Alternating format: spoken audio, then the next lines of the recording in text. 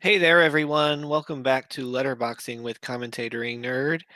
And this week, we are not covering the 80s, not the 90s, but the 2000s or the aughts. I'm not sure what I should really call it, but we're talking about the movies from 2000 to 2009 for this episode. All right, that's right. So we're out of my super nostalgia period of the 90s and a little bit of the 80s. However, the 2000s, I have still a good amount of nostalgia for certain things. Of course, I'm a huge Lord of the Rings fan and Harry Potter fan, so a lot of those, this was sort of the explosion of big franchise. Like trilogies and fantasy trilogies and things in the 2000s. Uh, and like Fast and the Furious was born in the 2000s, and there's this is really felt like where the like franchises really started to build and grow, and then they really exploded in the 2010s. But in the 2000s, it was sort of the beginnings of like the little seedlings of um, that you can make these monster trilogies and keep going. Sure, they had like obviously you had like Indiana Jones and Star Wars and stuff before this, and Star Wars making a comeback during this decade as well. But the 2000s are a really interesting kind of decade because they kind of fall in between. Yeah, it's kind of this transition period, but there's still some really great films in the 2000s. Lots of times I forget, like, lots of times the 2000s sort of blur together. I don't have as distinct memory for specific years of the 2000s, except maybe once you start to get in the later part, when like Dark Knights comes out and like yeah, the Nolan Batman trilogy starts coming out in the late 2000s. That really got me activated a lot, and Avatar at the very end. I've talked about how much I love Avatar before on the show, and we'll talk about it in this episode too. But there was a lot of things in the late 2000s that really got me excited about movies, and I think really as I was jumping into college and getting more independent, made me want to really focus so much more on films as they came out and films from the past and what makes them great. So the 2000s was important for me as a movie fan. So let's talk about my rankings. We're gonna go and start with the 2000 with 2000. Start from the beginning. All right. So in these, remember I have a bunch of honorable mentions. I'll try to go through them faster than I have in the past, but I wanted to share a few interesting ones here. Um, Titan AE doesn't really belong on this list because ultimately, if I was to rank a bunch of the movies from 2000, it wouldn't really rival the other ones, but I have a soft spot for Titan AE. It is kind of one of those nostalgia favorites of mine, whereas like I rate it to like a 3.5 star movie, and it doesn't kind of really rank with some of these ones that are above it. But I wanted to put it on here because it's one of those unique ones to me of movies that I like, and I feel like other people aren't as fond of this movie. But I wanted to share that I'd at least have some love for it. It's a pretty fun sci-fi space adventure. Has pretty good voice acting, I think, in it. Yeah, and I always had fun with this movie, even though I could see some of the flaws that other people were pointing out. But I still really enjoy it. Anyway, and then we have Chocolat. This is a family favorite, I guess.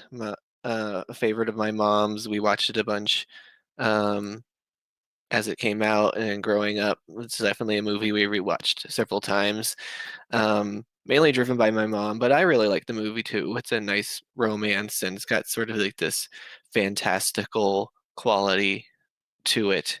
Um, yeah. And then we have Pitch Black. This is the first Riddick movie. Um, this is a very scary movie. If you're afraid of the dark at all, or even nervous in the dark, you maybe shouldn't watch this movie. But it is really well done, and um, Vin Diesel as Riddick is really amazing in this first movie. And I actually am one who's still a fan of Chronicles of Riddick, even though lots of people make fun of it. So uh, this was the start of me. Actually, I think I maybe saw Chronicles of Riddick first. I'm not remembering, and then I went back and saw Pitch Black, which is a weird order to do things in. But either way, I really like Riddick as a character, so I always like to see him around. And this is a really good movie, and it's got really great horror elements as well, with the creatures that lurk in the dark and attack without you being able to see them. Yeah. And then we have Final Destination at number 13. We're on a little bit of a horror run here. I'm not much of a horror movie fan, but Final Destination was one I grabbed onto, I guess, around this time. I just really like the concept of kind of like fate and death being after you. So if you cheat fate, that you can't really escape it. It'll still try to come after you, uh, and if you were supposed to die, you'll die, but in very different ways. And definitely the kills are very creative in the Final Destination franchise in general. Like some of the sequels, I don't care about quite as much, but at least this one and the second one, I liked a lot how they kind of tied together. And yeah, I liked Final Destination. It's my number 13. Number 12, Almost Famous. This is a really great movie. This could be higher. There's just a lot of competition that it has and things that I like better than it. Um, I really like Kate Hudson in this movie. I actually do like the journey of this kid who's kind of trying to be a music reporter for Rolling Stone, and how him integrating into this band. That's all really interesting stuff. Um, and I really like the different characters of the band. So there's a lot I really like about Almost Famous. Um, but again, there's just other things I like better. That's basically it. That's at my 12. Number 11, Oh Brother, Where Art Thou, is a really great comedy. It's a allegory to the Odyssey, which the first time I watched this, I didn't realize. But definitely when you watch it through that lens, it's like really obvious, and you're like, wait, how did I not see this before? But it's a really clever comedy through the deep south, I guess, of basically these three guys going on this odyssey trying to escape prison. Uh, yeah, it's a, I don't know. Oh Brother, Where Art Thou, lots of people love it a lot, and some people would have it ranked much higher. And again, like Almost Famous, I also like it a lot, but I like other ones even better. Aaron Brockovich, as you guys know, is from Letterboxd-ing. Um, I watched it for the first time this year as part of um, alphabetizing for my letter E, and I really fell in love with Julia Roberts in this movie. I mean, she's always great in whatever she's in, but in this movie, I just loved her as Erin Brockovich, and she's everything for this movie. Legal procedural movies sometimes have a ceiling as far as how much I can appreciate them. They have to have an extra special element, and the extra special element of this one is just Julia Roberts's magnetic performance as this character. So that's my number 10 for the year 2000. Um, anyway, at number 9 we have Castaway. This is one of Robert Zemeckis's collaborations with Tom Hanks, and I really enjoy this movie. Everything everybody says about this movie, I like about it too. Wilson's a great sidekick. I think what I love most about this movie, though, is how it ends. It's a bittersweet ending for sure, but the like how he finally gets off of the island and then meets back up with Helen Hunt at the end, and that whole scene is just really heartbreaking and difficult. And but he's able to move on, and that's a really interesting way to end this story. So that's my number 9 for 2000. Number 8, Where the Heart Is. Yeah, this is maybe a very strange pick, but this is the Natalie Portman movie with Ashley Judd supporting. Um, it's the Baby in a Walmart movie. Basically, she is abandoned by her boyfriend when she's pregnant in in a Walmart parking lot, and basically she has to live at night in the Walmart, and then because she's pregnant, eventually she gives birth to uh, her baby in the Walmart, and yeah, then she becomes a celebrity. But it's about more than that. It's about the community she finds. Like she starts working with at this Walmart, but also becoming a part of the town, the adjoining town, and Ashley Judd's family, and just it's a really sweet movie about her finding her community, finding her family.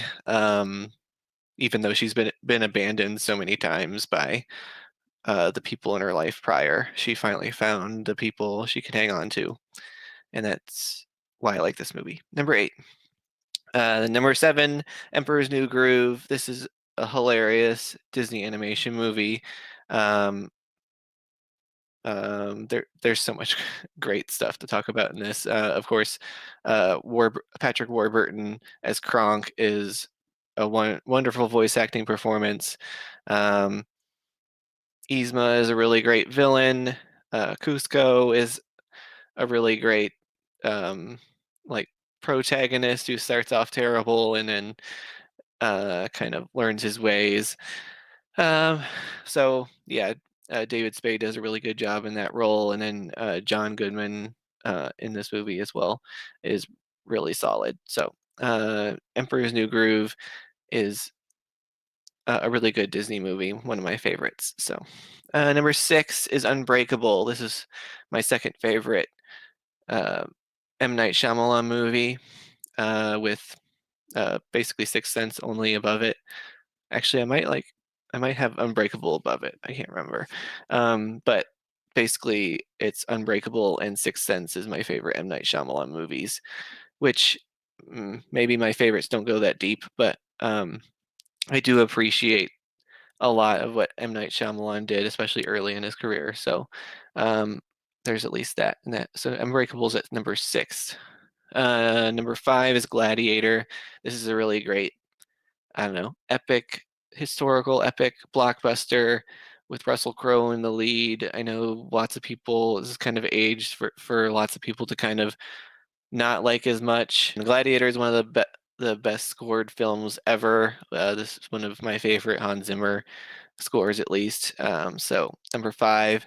Number 4, this might be surprising, but Miss Congeniality is an amazing comedy with Sandra Bullock, probably in her most iconic role, I think.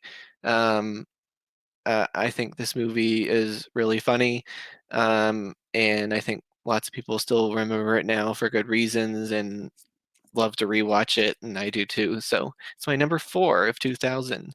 Number 3, I definitely remember The Titans. It's one of my favorite movies, one of my favorite sports movies. So it's my number 3. Number 2, Finding Forrester. This for a long time was my number 1 movie of this year, and one of my like very favorites period of movies, and certainly of the 2000s in general. I do realize some of the flaws and faults in this movie uh, that make me a little guilty for loving it as much as I do. I still really enjoy this movie. I think it's got a great story about kind of this athlete and realizing that maybe not everything's about basketball or sports, but he can also be uh, smart and challenge himself that way and live up to his potential at both on the basketball court and off of it. Um, and I think I like the journey of the character in this movie. So that's number 2. And yeah, Sean Connery's really good in this movie, even though he is very offensive at times and uses language that probably shouldn't have in there. But that's sort of, I don't know, part of the character, his own character journey too. So It's number two, 2000. And then number one, Crouching Tiger, Hidden Dragon. This is an amazing martial arts movie, an amazing Ang Lee movie. Ang Lee is one of my favorite directors, and this is definitely one of my favorites from him, if not my favorite from him. It's my number one of 2000.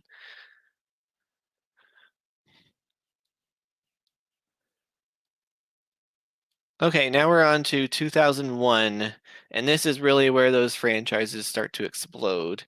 I guess Fast and the Furious started in 2000. They didn't quite make my list on the previous year, but there was a lot there, as you saw.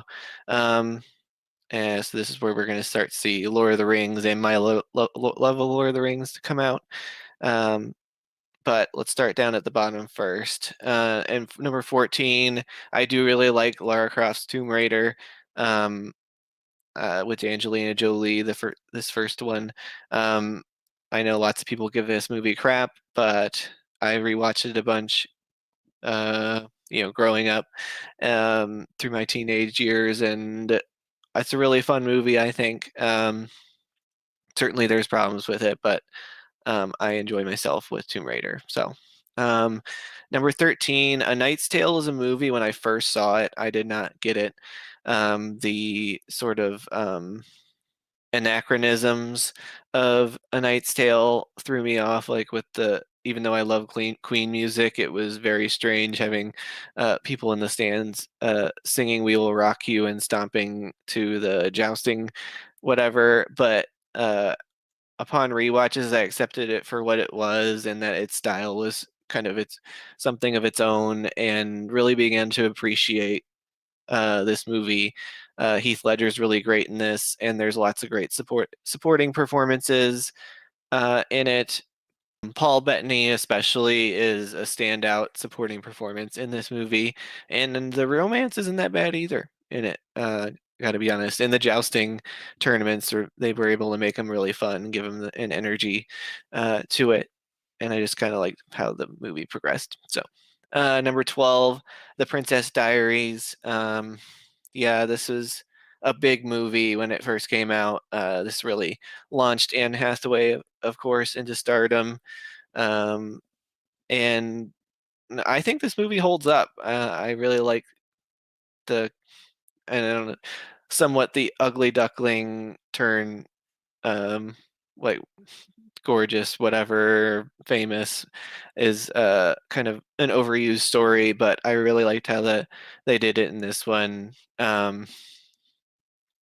There's still some things looking back. It's like, well, like Anne Hathaway, you just put glasses on her and made her hair really curly, and that was supposed to be the ugly duckling thing, and that's pretty silly. But the rest of this movie really works nicely. This kind of fish out of the water of her having to learn how to be prim and proper, like with Julie Andrews as their guide, and who doesn't love Julie Andrews? So this movie has a lot of great things to love, and it's very funny.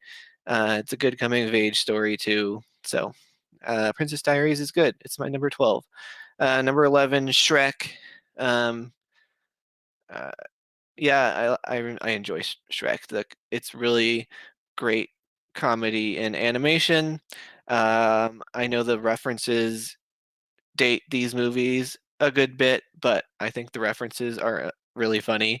And even though, you know, they're speaking to things specifically of that time, I'm kind of okay with that because I still think they're funny today, and I still know what they're referring to because I lived through the time, so it's not really hard for me to like reconnect with what they're talking about from that time period. So, um, and then obviously there's this kind of world of fairy tale creature characters is just really fun. Uh, the gingerbread man and not the gumdrop buttons sort of thing. All that stuff is great. And Lord Farquaad as the villain is this movie's fun. Cameron Diaz as Fiona, and Eddie Murphy, of course, as Donkey. There's great voice acting, great characters, and Shrek holds up. I'm not sure if I like Shrek or Shrek 2 better, but both Shrek and Shrek 2 are definitely some of my favorites from the 2000s. Number 10 is Amelie. This is a movie lots of people have latched on to and really have tried to talk up and get more people to watch. It's a French film. It's just gorgeous production design and craft of telling this really just this story about a woman uh, trying to find love and trying to track down this person that she had a run in with, and it's a really sweet story, but also just amazing to look at. Just every frame is could be you could put up on your wall, and that's what makes Amelie special. Number 9, Atlantis: The Lost Empire. This is one of my favorite Disney animation movies. I really like the adventure of it. I Yeah, there's not much to complain about. I really like how they set up the expedition, and then their their illustration of what the lost civilization of Atlantis would be like. Um, yeah, all those things I really enjoy from Atlantis, and it's my number 9. Number 8 is Spirited Away. I know lots of people have this much higher. I still really love this movie. There's other Miyazaki movies I like better, um, but it's my number 8 of 2001. There's really inventive character design, of course, of the different spirits and that she is in with the hotel, and that's just a really cool setting. I do feel like the plot kind of gets away from like the movie's best when it tries not to have a plot, like many of Miyazaki's movies does, and when it does have a plot, it sort of kind of spirals a little bit in the back half. But it's still a really solid movie for me, and I obviously there's a reason why so many people consider it to be a masterpiece, not just good a movie. So, Spirited Away definitely belongs on my 2001 list. Uh, Number 7 is Training Day. This is one of Denzel Washington's best performances, and Ethan Hawke's best performances. Is just a great two-man show of like this corrupt cop kind of teaching this new guy the ropes and kind of like breaking through his naivete um, of like trying to be a good cop and not do things the dirty way, but uh, because reality is you have to be able to get your hands dirty to get the job done. But then you realize that maybe Denzel's character has gone a bit too far. We can definitely check this, and that's how the movie goes. So, um, Training Day is a really good movie. Um, Number 6. This is just one of my favorite movies. Definitely, I guess it would be a nostalgia favorite, even though it came in 2001. But still, Spy Kids is amazing. I really love the whole franchise, or certainly the first three. Um, and this first one is the best one. Uh, yeah, Spy Kids is so much fun. It's just this wonderful action adventure spy, like spy movie for kids with Antonio Banderas in it and Alan Cumming in it, and then Junie and Carmen are wonderful lead young stars in this movie, and I think it holds up. Some other people don't, but I think there's lots of fans of this movie that would hold it up as one of the best of the 2000s, and I think it is. Number 5 is Moulin Rouge. This is one of my favorite musicals. I've definitely listened to the soundtrack many times, just separate from the movie. I like these versions of these songs from the movie. Um, yeah, Nicole Kidman and Ewan McGregor are really the heart of this movie, and it's amazing. But the production design of, um, oh, God damn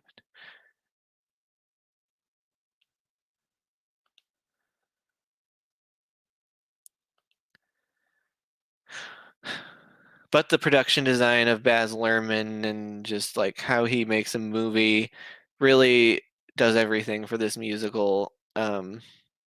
And it's got great versions of songs, but and great direction, great craft, great acting in the lead roles. I really love Moulin Rouge.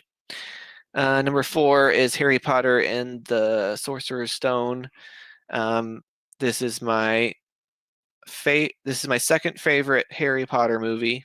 Um, only behind The Prisoner of Azkaban.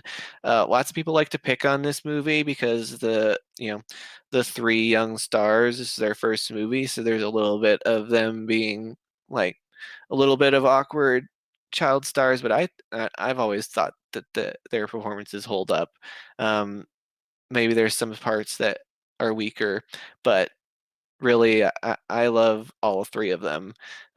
Just as kids, I this is probably the Harry Potter. This is definitely the Harry. I would yeah, definitely the Harry Potter movie I've seen the most, just because this seems to be the one that everybody wants to put on during Halloween season or whatever holiday season, or people plan to do a whole run through of the series and then we don't quite get all the way through, but we always watch the first one. So I've definitely watched this movie a lot and I always love it. And the more I watch it, the more I love it. Um, yeah, it's my number four of 2001. Number three of 2001 is Ocean's 11. This is a wonderful crime ensemble, like heist movie. It's just so well crafted by Soderbergh and an amazing cast. And I just love how they pull back the layers of how they do things when you think that they've failed and stuff like that. Um, and it's just really well crafted heist movie. Number two is Monsters Inc. This is one of my favorite Pixar movies, one of my favorite animated movies, period. It's just so lovable and fun. Boo as the little girl befriending these two monster buddies is great. And I just love the world they create for the monsters, like how they, you know, collect screams for their energy source and then like trying to transfer over to laughs instead by the end of the movie is just wonderful. Um, and the door, like the flying doors everywhere, that whole sequence um, of them like going like on the door conveyor belt is amazing. It's one of the best sequences in an anime movie you'll ever see. So it's my number two of 2001. Now, number one of 2001 is Lord of the Rings: The Fellowship of the Ring. Um, the Lord of the Rings as a trilogy are collectively my favorite movies. If I was to split hairs, this is my second favorite Lord of the Rings movie, with Two Towers being ahead of it, and Return of the Kings as my third favorite of the group. But I really love Fellowship, and the more I watch the Fellowship of the Ring, the more um, I like it, which seems crazy since like I already love these movies. But as an adaptation, I think it's the most sound because they don't really have to play around with how the book goes. It's pretty like the events that they cover in it really are the main events of of the Fellowship of the Ring book, with the exception of obviously they chop out Tom Bombadil, but we don't have to get into that. That really wouldn't have lended to the story. And what they do, I just think this.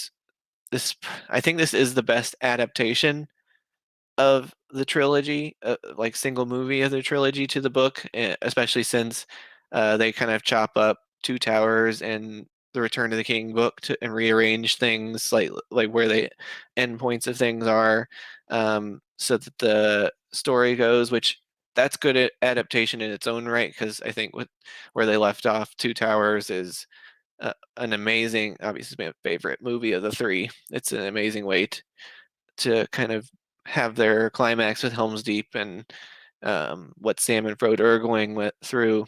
That's some really good stuff. So, uh, but Fellowship is true to um, the book all the way through, and it's exciting and wonderful. So yeah. That's my number one of 2001. We're on to 2002 now. A couple, I guess, lower honorable mentions. I really like Mike.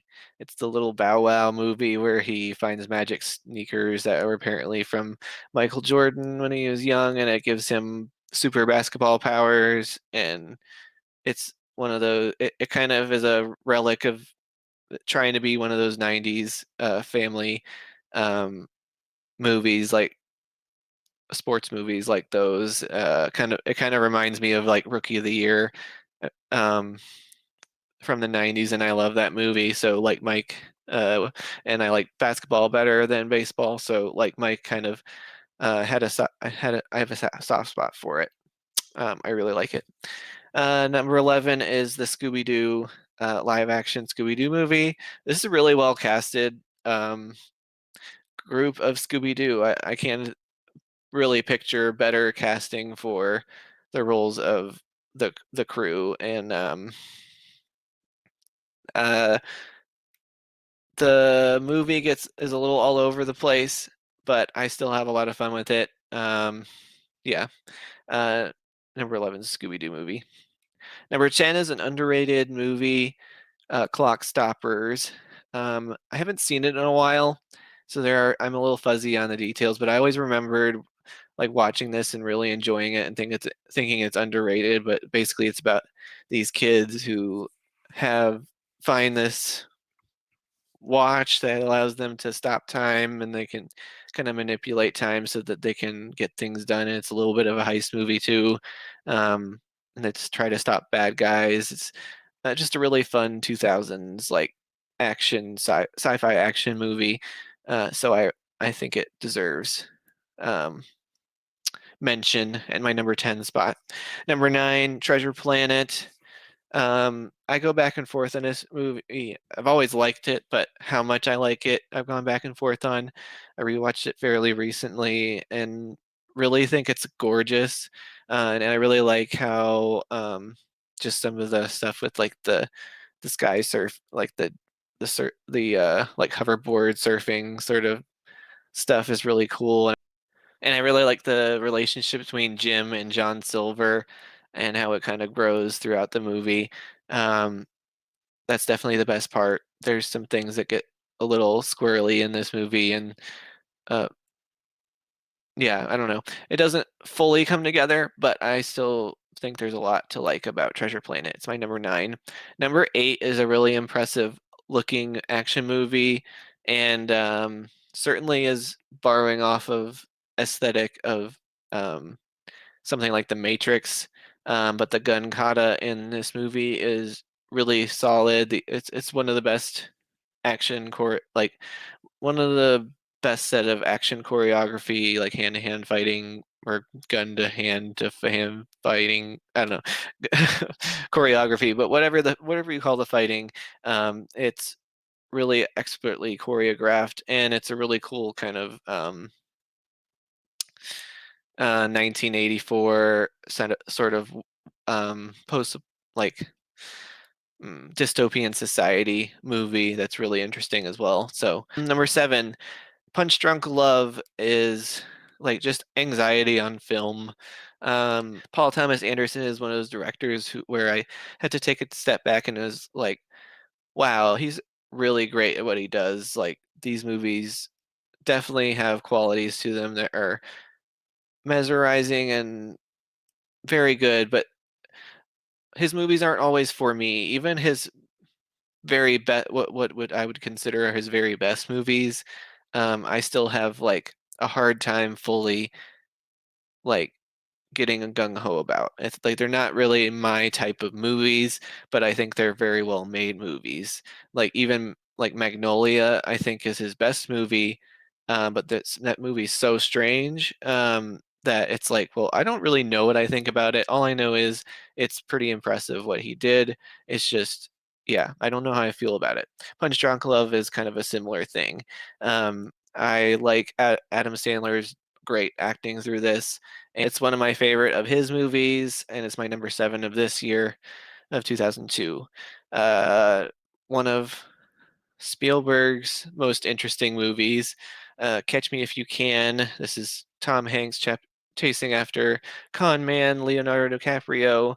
Um, and this is just a really fun, like, cat and mouse chase movie with a con artist kind of in the lead. And Spielberg is really great at just really directing and putting together the story of, like, telling this guy's story. It's interesting. Number 5 is The Bourne Identity. This is my favorite of the trilogy. Each one kind of gets more and more bogged down into some of the stuff that I didn't like as much. It gets overcomplicated. But the first one I really enjoy. I especially enjoy Franca Potente as his the love interest in this.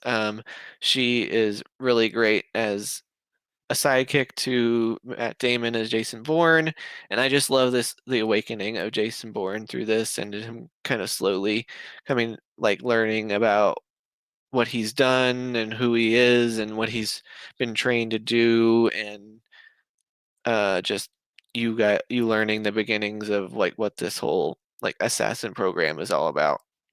Um, and then again, it gets a little bit too overcomplicated as the series goes along, but in this one, it's simplistic enough that I really like it, and it's my number 5 of the year. Number 4 of the year is Spider-Man. Sam Raimi's Spider-Man from 2002, the first Tobey Maguire Spider-Man. I think this movie really holds up. I think this is, like, if you think of, like, a comic book on screen, like, this movie has so many, like, frames you can isolate that just feels like it's right out of a comic book, and just the technology of them figuring out how to make Spider-Man fly through on the webs through the city. It was one of the most mesmerizing special effects, like, ever, and it still holds up as some of the best you can do. Like, obviously we have much greater technology to be able to do it much easier now, but back then no one had seen anything like that before. And then also you have um, look at Green Goblin in this is a really good villain. I really like Willem Dafoe, even though people kind of say he goes too hammy in this. I think that's what makes it that much more special and makes it that much more comic booky. Um, and I think Sam Raimi does a great job with this movie. And I like this one better than Spider-Man 2, which so many people think is the best Spider-Man movie of this trilogy, at least. And I still like this one better. So that's my number 4 of 2002. Number 3 of 2002 is Lilo and Stitch. I love this movie so much. Ohana means family.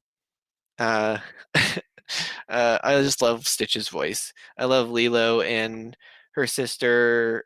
That's sister relationship where the older sister has to take care of her younger sister and is kind of struggling to do so, and kind of hold a job and a life and whatever. And it's just a wonderful family movie with a sci-fi alien adventure in the middle of it. And it's really great. I love it. One of my favorite Disney movies, for sure. Number 2 is City of God. This is a very hard movie to watch. It's about basically just life of these young people growing up in Rio de Janeiro, um, or just outside of Rio de Janeiro, um, and basically just kind of life on the streets and the drug, like, how they got involved in the drug business, and some of the characters become so ruthless they rise to the top and they're controlling everything. And it's amazing the trajectory of some of these characters. It's tragic how bloody this gets and how many lives are lost in the process. And I mean, you follow this one character who's basically a photographer uh, who grew up with all these people, but then also he's basically taking pictures and essentially, like, doing investigative journalism, kind of charting like how the life on this crime on the streets it goes, the crime world there, and it's just an amazing movie. It's so well done. One of the best movies I've ever seen. It's my number two of 2002. Number one of 2002 is The Two Towers. I love the Helm's Deep sequence. I love Rohan in here. My favorite piece of music, probably in any movie, is the Rohirrim themes that were added into the Howard Shore's score for the Lord of the Rings trilogy in this movie. Um, and I just love how that theme is incorporated in. And then, of course, the finale, like Gollum being introduced in this movie is amazing and a feat of technology that we're beginning to get even better than, but it still holds up as good as anything we're doing now. Andy Serkis is amazing, and certainly was as Gollum Smeagol. And then obviously the final like Sam and Frodo, Sam monologue, and then Sam and Frodo moments that kind of trickle from that is such a beautiful way to end this movie, um, and just giving you hope for the future, not just in the movie, but just life in general. It kind of allows you to jump out of this fantasy world and think about being hopeful also for your own life too. So, all right, we're on to 2003.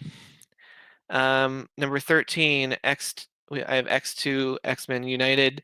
This is the second of the X-Men movies that came out in the 2000s. Obviously, X-Men came out in 2000. I really liked that movie. It didn't quite make my 2000 list, but it's a good movie. But X2 is better. I think X2 was really able to um, allow the mutants to really thrive the most and really work off the mutants' abilities and the team being able to work together. Because in the first X-Men, like Wolverine's like an outsider. He's not really part of the team yet, so it kind of makes things a little bit more fragmented. In this one, even though he's also still going off on his own little adventure, the team is much more cohesive, and then the young X-Men that are up and coming and integrated into there and choosing sides and stuff. I just think it's the X-Men movie that works the best of this era of X-Men movies. Number 12, Underworld. I really like the Underworld franchise series, whatever. Um, Kate Beckinsale in the lead is pretty much everything to this movie. Um, I just think she's so great in the lead of this action vampire werewolf movie. Um, and it's such a cool world. But just the way she carries herself in these action scenes and just how she literally drops out of the sky from a tower and lands in hero like we mock the hero pose in Black Widow with Elena, but nobody can pull off the hero pose better than Kate Beckinsale in this movie. It's great. And then number 11 is Elf. At the, um, Originally, Elf wasn't as high up on my list, mainly because I'm just not really a huge Will Ferrell fan. I'm very hit or miss when it comes to Will Ferrell. But in this movie, Will Ferrell's shtick really works for the movie. The kind of man-child thing, it works much better for the character of Buddy the Elf. But also, I had a bit of a crush on Zoe Deschanel at the time, and yeah, uh, I really enjoy her in this movie. Um, and James Caan is great in this movie too. So Elf is number 11 for me. Number 10 is School of Rock. Yes, Jack Black leads a group of elementary schoolers into Battle of the Bands. And it's this interesting, yeah, he's not doing a very good job at being a teacher, but at being a substitute teacher. because he's not really teaching them what they're supposed to learn. But in some ways, you kind of go through of them learning music, and they really have passion for it, and they're able to stretch themselves further than they thought they could, the way that education's supposed to. Um, so it is a kind of a story about like how different people learn different, and how people can reach their potentials, and how to what can be motivating for people, but also really truly listening to kids and what they want and what they need. And Jack Black, as the character within this movie, does that really well. At first, he's doing things very selfishly, but though as the movie goes along, that's the arc of the character. He also cares about these kids and really learns to understand them and allows them to thrive. Number 9 is Big Fish. This is a very interesting Tim Burton movie. It's a fantasy epic, absolutely. It's basically it's like his collection of tall tales, um, and that section of the movie is awesome. How they kind of illustrate kind of like his son, I guess, basically recollecting his father, dying father's stories about his life, and these very grand fish stories, tall tales about like his kind of um, coming of age story, more or less, and all the different adventures that he went on. And they're very cool, very interesting. Um, what I love is that like those parts are really cool, but what I love is you start to peel back the layers of like, well, what stuff is truth, what stuff is fantasy. um and the son obviously um like resents his father because his father spent so much of his life just living in these stories and not being as much of a dad, and just like where did the stories end in real life actually begin, and where's the cross section, that sort of stuff is interesting in this movie too. So this is one of Tim Burton's best movies. It's my number 9 of 2003. Number 8 of 2003 is The Italian Job.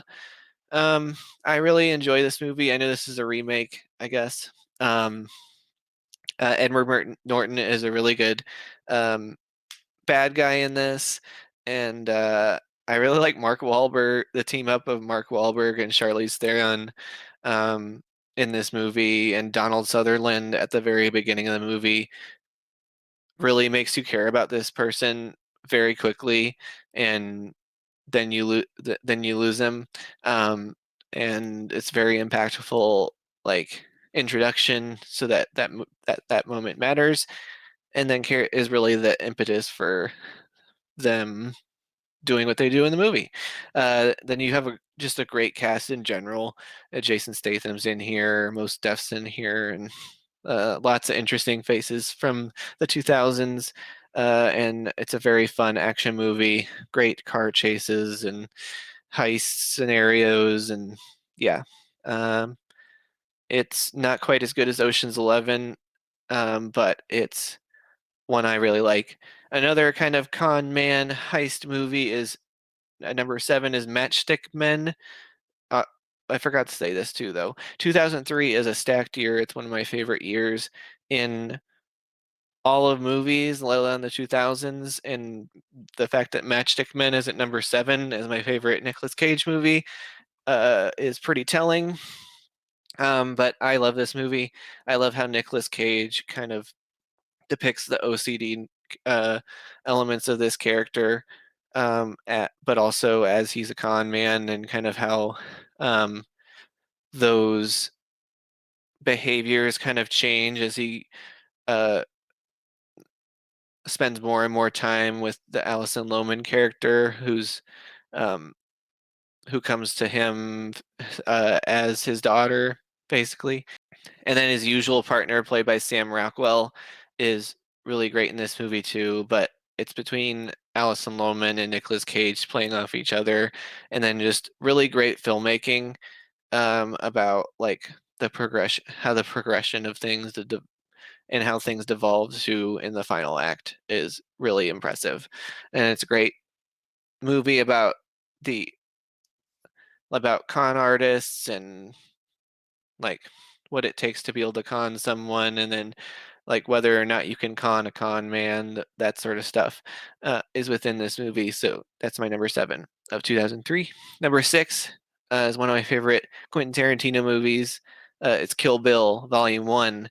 I don't like Volume 2 quite as much, but Kill Bill Volume 1 is an amazing movie. Um, it's one of my favorite action movies ever. Stylistically, it's perfection.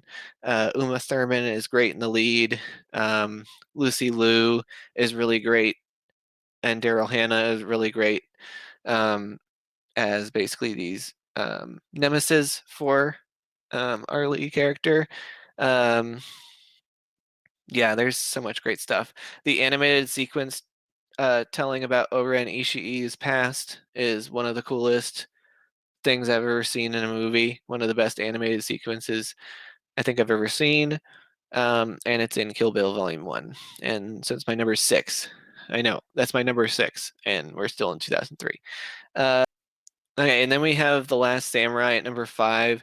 I've said before that I'm a bit of a sucker for this kind of movie. I really love Tom Cruise in this movie and Ken Watanabe in this movie. And I really like Hiroyuki Sanada in this movie. Really, everyone is putting on a performance. I love how Tom Cruise gets kind of entrenched within this culture and learns it and becomes part of them. And I always why I like movies like this is not because of the I don't know, not because of the colonial parts of this, but I like about somebody being able to open their mind to another culture, because that's something I like to do, is kind of like explore and learn different things about different cultures and try to take them in and appreciate them. And I really like the journey for Tom Cruise's character in learning that and becoming like really internalizing these sort of the way of the samurai. And it's just so there's so many beautiful scenes about him being taught that. The battle sequences are great. There's a lot of good things about this movie. I think it deserves my love, at least. It's my number 5 of 2003. Number 4 of 2003 is Pirates of the Caribbean: The Curse of the Black Pearl. This one could probably stand on its own within the Pirates of the Caribbean franchise, and I'd be good with it. This is such a well-made movie, beginning to end. They made movies after it, of course, but it's sort of like The Matrix in that sense. Is the first Matrix movie really kind of like has the beginning and the end of the trajectory of Neo, and it could be a self-contained movie in its own right, and so could The Curse of the Black Pearl. Jack Sparrow, obviously Johnny Depp is Jack Sparrow, but um, Knightley was in this role was formative for me in a lot of different ways, but I really like the character. I think she's amazing as within this movie. And then Orlando Bloom in something that's not Lord of the Rings as Legolas was nice to see. Just kind of getting into another action franchise, fantasy action franchise was really cool. And number 3, we have Finding Nemo. This is one of my favorite Pixar movies, one of my favorite animated movies. I love this.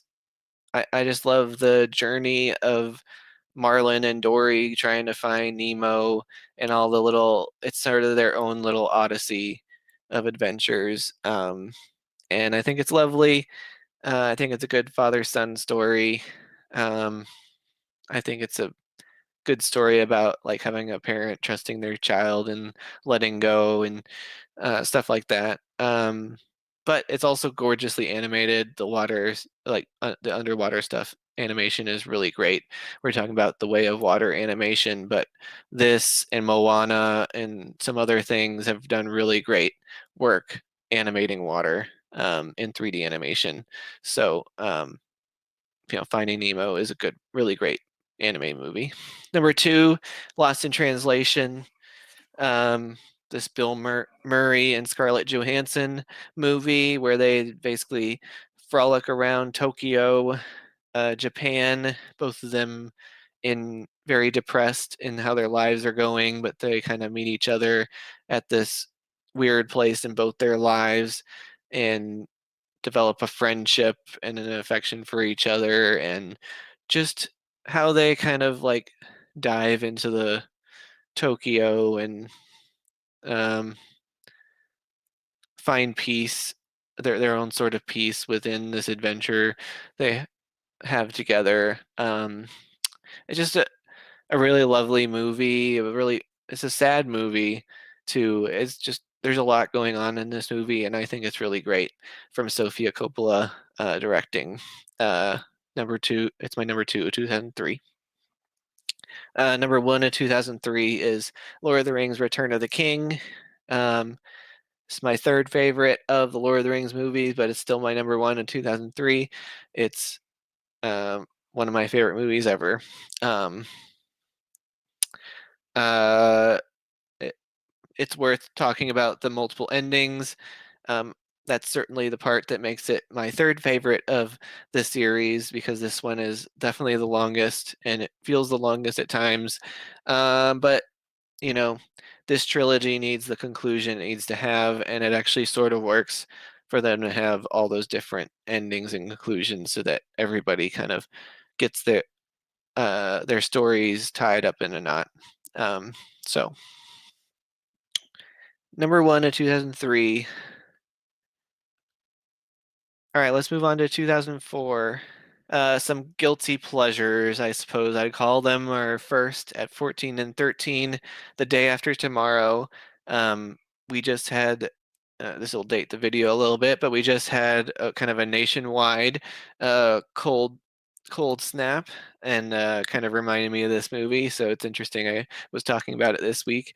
But um, this is a ridiculous Roland Emmerich movie, but you gotta love how much he jumps the shark. And this is a shark jumping adventure from Roland Emmerich that I enjoyed. I know lots of people make fun of this movie, and I mean, it's worth making fun of, but it's also a movie you can have fun with. At least I can. I like Jake Gyllenhaal in this, and Dennis Quaid fighting the world from global climate change or whatever, running away from cold. It's pretty funny and pretty ridiculous, very silly, but hey, I enjoy it. Number 13, Van Helsing is also a guilty pleasure. Lots of people hate this movie. Um, I think maybe it's because I'm such a Kate Beckinsale fan from Underworld that when this movie came out, um, it was sort of a similar sort of action role within a gothic, like horror action scenario, and I like her in this movie still. And um, Hugh Jackman as Van Helsing is pretty good casting, I think. Um, I like the Frankenstein monster in this, and um, other elements of this are pretty good. There is some very silly stuff in this, but this is definitely maybe it's a guilty pleasure for me, but there's a lot I think deserves to be loved a little bit more than other people give it credit for. So it's my 13 of 2004. Number 12 of 2004 is Saw. This is the first Saw movie. This is I don't really care that much about the rest of the series, but this first Saw movie was a little bit different than the rest of them. Yes, there's obviously some torture porn of it, because person cuts their limb off or their foot off, whatever. But um, there a lot of it is a much smaller, more like psychological horror element than just the bloody, gory violence of it. And that's what I liked about the first Saw, and the puzzles and riddles and things. Number 11 is Sideways. I hadn't seen this movie until recently, but Sideways is a really good drama, comedy, romance. I don't know. It's definitely more on the drama side.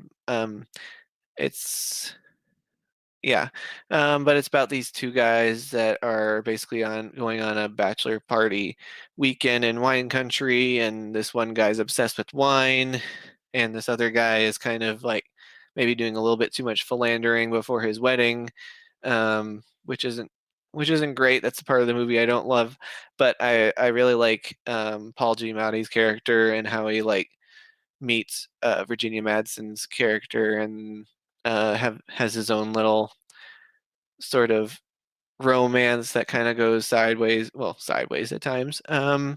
And just the conversations within this movie are really interesting. Um, kind of how people think about themselves, a lot about introspection, as much as it is about like even though he's analyzing wine, it's almost like he analyzes people and wine and in a similar way, and how he analyzes wine is reflective of him as a person, and and other people, vice versa. Um, Number 10, Hotel Rwanda. This is a really powerful movie that kind of tackles the Rwanda genocide period of time. Don Cheadle in the leading role. It's been a long time since I've seen this, but I remember it being like whenever I'd see it, it being so powerful and like haunting and just terribleness, but really well done. Um, I don't know. I think Hotel Rwanda is a good movie. People don't seem to talk about it very much anymore. I'm not sure if that means it's still well respected or not, but I think it's a good movie. It's my number 10 of 2004. Number 9 of 2004 is Before Sunset. This is the second movie of the Richard Linklater Before trilogy. This is my second favorite of the trilogy. I really love how this is basically um, it basically is a but I mean, it's a bottle movie. Like they walk around, but it's a bottle movie in the sense that it's almost real time. It's sort of like Run Lola Run, where the time that passes in the movie is basically the exact time that the characters have. Um, it does cut away, but basically it just follows them having this reunion and having this walk through Paris and the conversations they have, talking about how their lives have changed. And it's interesting how uh, basically the two of them have flipped roles. Like one was the more romantic person, like they more romanticized things and were more idealistic sort of person, whereas the other was more practical, and they sort of kind of swapped roles, which is interesting in this movie. So that's Before Sunset. I really like it. Number 8 is Shaun of the Dead. Um, the Cornetto trilogy is a very fun set of movies from Edgar Wright, and Shaun of the Dead is my second favorite one of those. Hot Fuzz is my favorite, which we'll talk about later. But Shaun of the Dead is a really good zombie horror comedy. Um, it's just really fun, really funny. Yeah, there's not much other to say about it.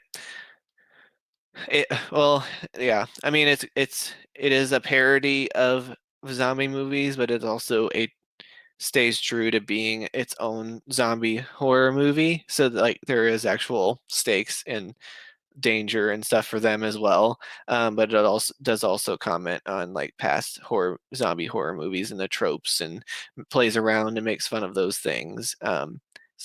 But that's a really cool way to do a movie. So that's why it's my number 8. It could be higher, but there's a lot of good movies this year. Similar to 2003, is jam packed for me. Number 7 is Spider-Man 2, Raimi's Spider-Man 2. It's a very good Spider-Man movie. Like I said, I like the first Spider-Man one better, but I still really like this one. Doc Ock is a really good complex villain within it. I like Kirsten Dunst has a little bit more to do in this movie.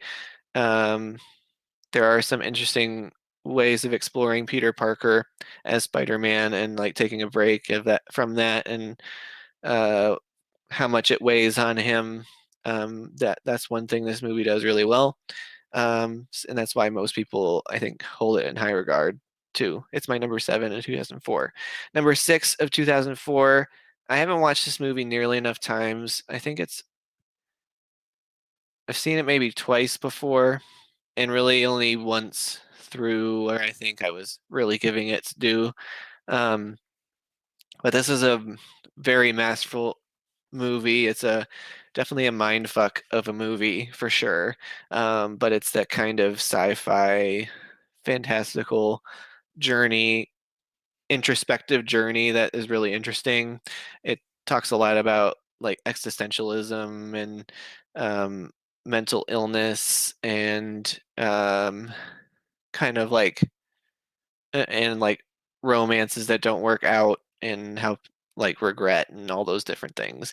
Eternal Sunshine of a Spotless Mind is a really interesting concept and movie, and it's very powerful and moving. Number 5, Howl's Moving Castle. This is one of my favorite Miyazaki movies. I just love just the construction of of the moving castle. It's very cool. I like how the different doors goes to different towns and stuff like that.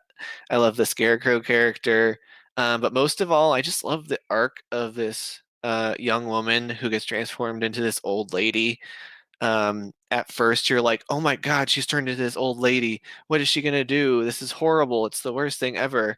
And then like the more she kind of comes into her own and this new life for herself, sort of, um, you learn to love her as this old woman just as much. So then by the time the movie end of the movie comes around and maybe she can, the witch's curse can be broken, you're almost like, well, wait, I don't want to say goodbye to the old woman version of this character now. And I just think that's really amazing. There are some really crazy abstract things, I guess you would say, with the ending of this movie, and they don't entirely make 100% sense, which is why um, maybe it is a little bit lower than some of my other favorites of Miyazaki, but it's still like my top 4 favorite of it, from him. So, but I think this movie is really good, and even that stuff in the end, I can see where it's going, and can see the beauty in it as well.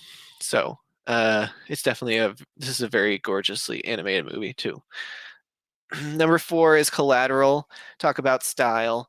Uh, Michael Mann has style in all his movies, but especially in Collateral, and making Tom Cruise one of the most compelling, intimidating villains ever, is really a feat in its own right for Michael Mann within this movie.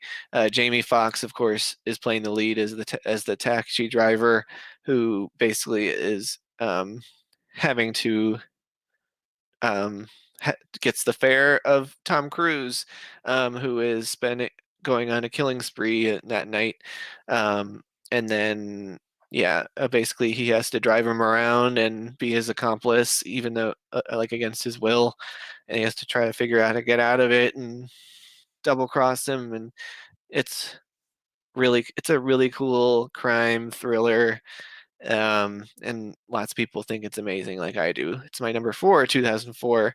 Number 3 of 2000 is National Treasure. I love how this movie incorporates a heist movie framework, but then also really explores American history and these relics of American history, and kind of like adds legend adds legend to real history. It's really interesting, and just like the puzzles and riddles of how Nicolas Cage's character Ben Gates has to kind of break things down to get to the next step of the treasure hunt, um, is really cool. Yeah, it's sort of like Indiana Jones crossed with a heist movie, like a la like we already talked about Ocean's 11 or Italian Job. It's like a lot of those things, kind of an a popular trend through the 2000s. Number two is Harry Potter and the Prisoner of Azkaban. This is my favorite Harry Potter movie. Alfonso Cuarón comes in and is one-off of the Harry Potter series and does an amazing job. Um, the only weird thing in this movie is the aesthetic does change a good bit, and this is where they start wearing more modern clothes, kind of like casual attire instead of like the Hogwarts dress robes, which bothers me a little bit. But um, this is my favorite book within the series, and they definitely capture a lot of the things that are great about the book.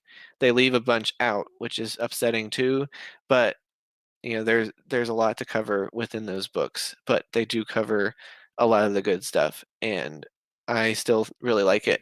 And David Thewlis as Professor Lupin is expert casting for one of my favorite characters in the franchise. So this is my number two of 2004. My number one of 2004 is The Incredibles. It's one of my favorite Pixar movies. It's an amazing superhero action movie and family movie within Pixar 3D animation. Um, it's amazing what they can do with the animation in this to create like Elastigirl, especially like the stretching effects animation with her is really good. The voice acting is amazing in this. It's just really great fun comic book superhero adventure from Brad Bird. Um, he's made a lot of good animated movies, and The Incredibles is definitely one of those.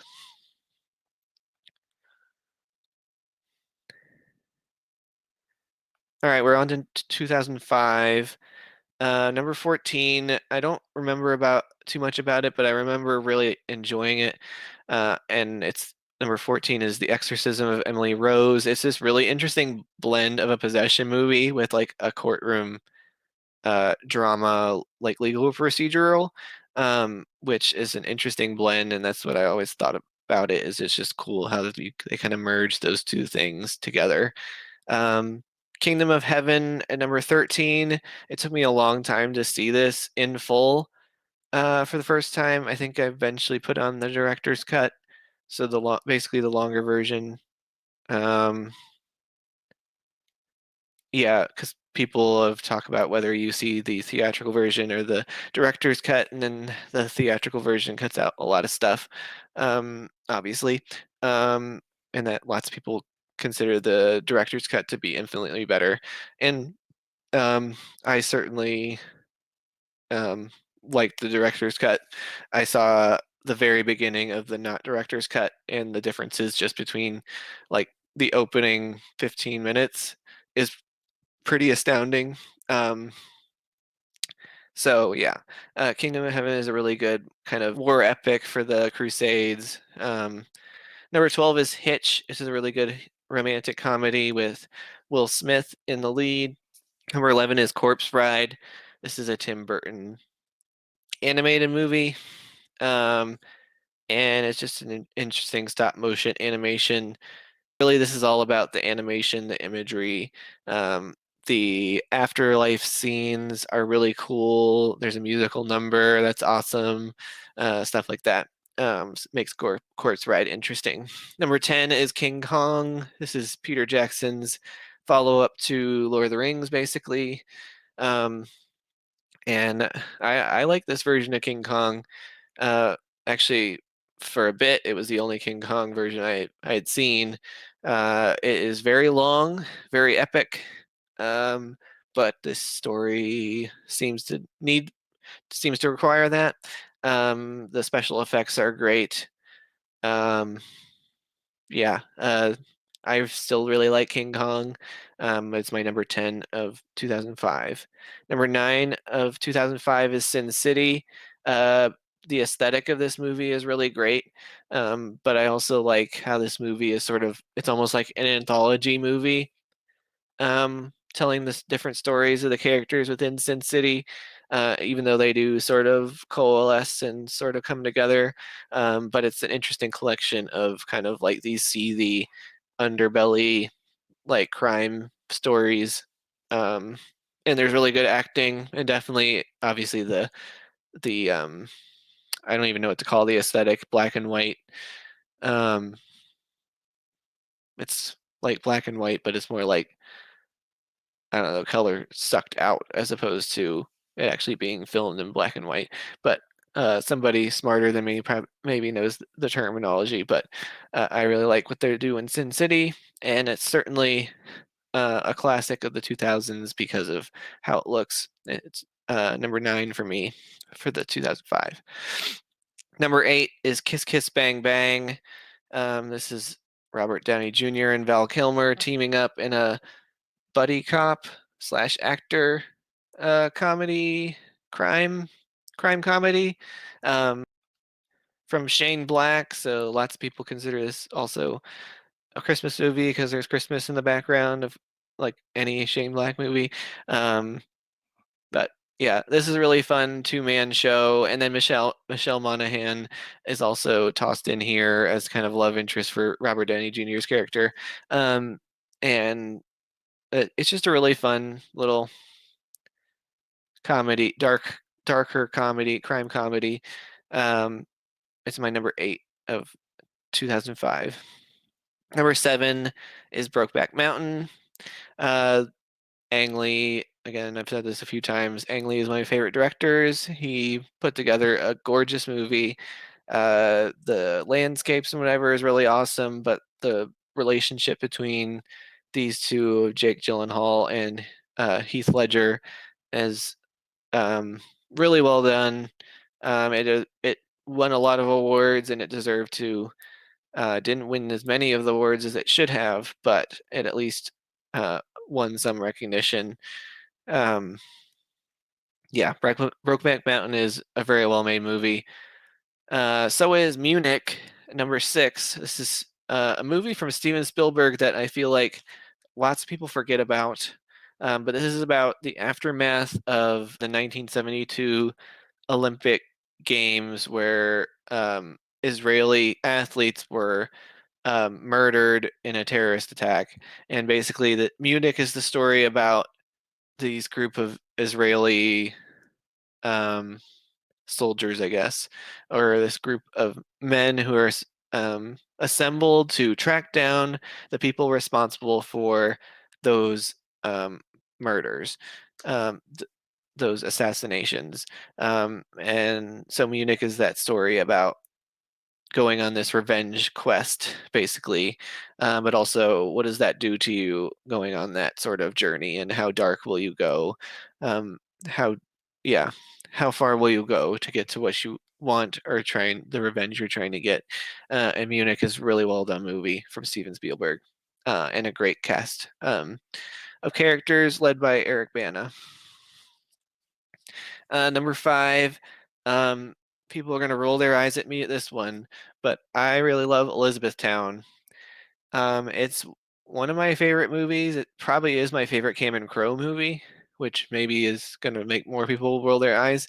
But I really love Kirsten Dunst in this movie. Orlando Bloom, I'm a fan of, as I already said, from Lord of the Rings and Pirates of the Caribbean. And then he was in this movie.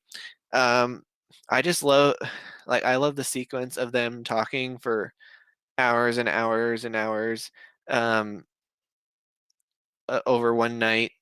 And there's more to the movie than that. There's like, you know, him being depressed and considering suicide, but then having to come back to his dad's funeral and kind of like reconnecting with his dad's family and his roots. And um, there's like the scavenger hunt scene at the end, which is really beautiful.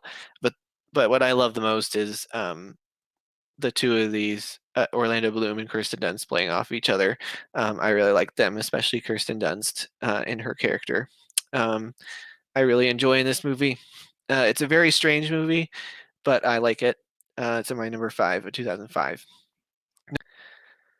All right, number 4, Hitchhiker's Guide to the Galaxy. Some people also roll their eyes at this one because lots of people don't like this adaptation of the story. But I really love Alan Rickman as the sad robot. I really love Martin Freeman in the lead role.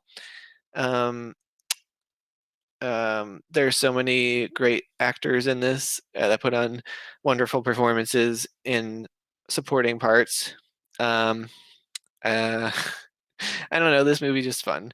I love the dolphins singing at the very beginning, and the absurdity of this adventure, which of course is from the source material, but I love the absurdity of The Hitchhiker's Guide to the Galaxy. It's wonderful. Um, yeah, absurdist humor and sci-fi comedy. Um, it's quite the adventure, and yeah, I enjoy myself with it. Number three is Lord of War. This is Nicolas Cage movie about him being a arms dealer, and just kind of like how he kind of built himself up, but then also how that goes sideways, and how he falls but then gets back up again, and his sidekick of Jared Leto for a little bit. And I don't know, Lord of the War is a really interesting story. Definitely one of my favorite Nicolas Cage movies, and one of my favorites of 2005. It deserves a rewatch because it's been a while since I've seen it, but I do always look back on this movie and remember how I really enjoyed it. I thought it was really good. I mean, it's a tough movie to watch. But I often like movies like that. So, and I like Lord of the War. Number two, maybe 2005 is just the eye rolling year for me in my picks. But Wedding Crashers, I really love Wedding Crashers. This is sort of my source for Rachel McAdams crush. Her in this movie uh, is like, her character is so mesmerizing and so sweet and wonderful, and just when she smiles in the movie, I like can't help but melt. That's just me being silly, I guess. But Wedding Crashers is also just a fun comedy. I'm not usually a raunchy comedy sort of person, but um, I like this one. I think Vince Vaughn and Owen Wilson play off each other very well. And then Owen Wilson and Rachel McAdams is really what I like the most about the movie, is their relationship. Um, but yeah, I like Wedding Crashers. It's my number two of 2005. Number one of 2005 is Batman Begins. This is the beginning of the Nolan trilogy, um, and it's exceptional. Um, it is one of the best Batman origins that I can think of. Just the way they tell kind of, yeah, the beginnings of Batman uh, is really good. Um, mm, and Christian Bale um, playing both the Batman parts and the Bruce Wayne parts is really solid. And of course, you got Michael Caine as Alfred in these movies, which is a great. And Liam Neeson does a really great job as Ra's al Ghul. They don't call him Raish in this movie, but Ra's al Ghul in this movie. All right, let's move on to 2006.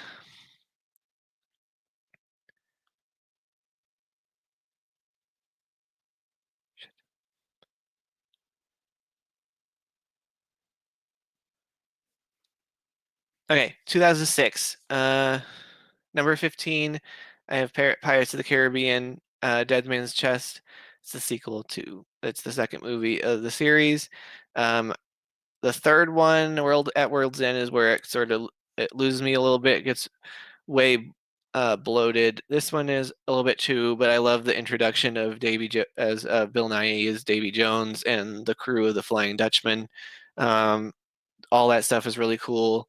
I like the changed role of Commodore Norrington, kind of like he's knocked off it. He's been demoted and is trying to do his own thing, and I really like how the character changes into this one. Yeah, so I still like this Pirates of the Caribbean adventure at number 15. Number 14, The Pursuit of Happiness. Uh, Really powerful movie about a father and a son who are homeless, and the father is trying to, take this internship position to hopefully get himself a good like Wall Street position, um, and be able to make money and support him and his son. Meanwhile, they're still living homeless, kind of um, trying to survive when he's not doing his job. So it's really, really tough story, but really powerful and uplifting too. Um, Number 13 is Happy Feet. I love the dancing penguin, George Miller's Dancing Penguins. It's pretty silly, but I enjoy it. So my number 13. Number 12 is 300. This is um, hold on. Let me.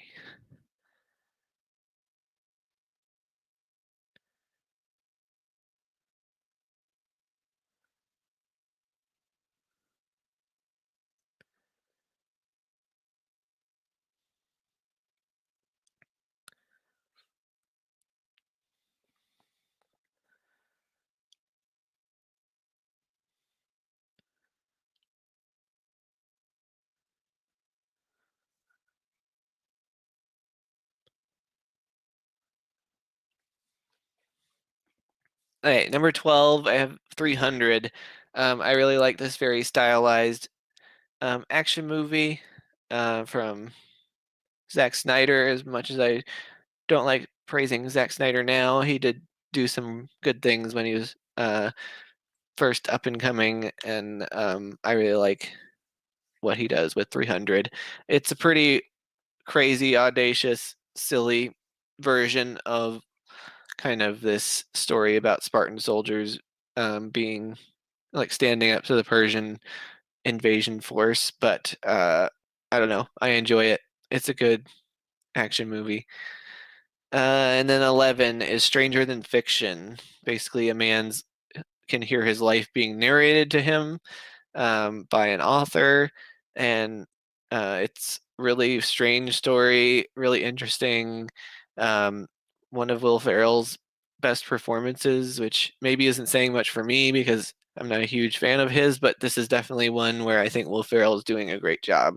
Um, and I definitely deserve to rewatch this one. I've only seen it once, and it's a movie you need to see a couple times to really maybe see how special it is. But as of right now, it's my number 11 of that year.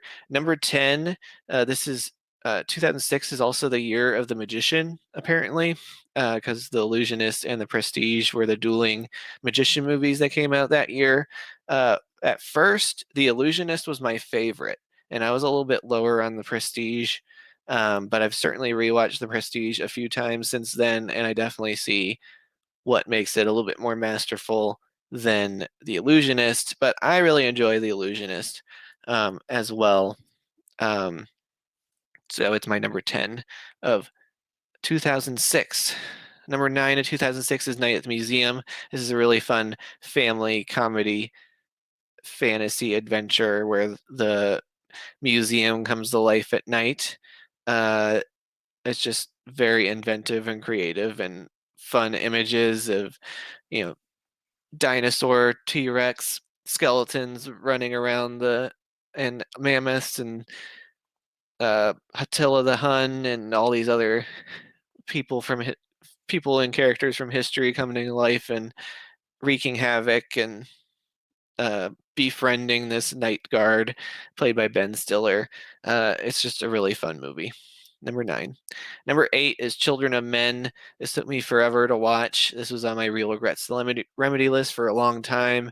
At different points in time, it's been really hard to find to watch, and I was able to. But this is from Alfonso Cuarón, and it's a really amazing movie. There's some great cinematography in this.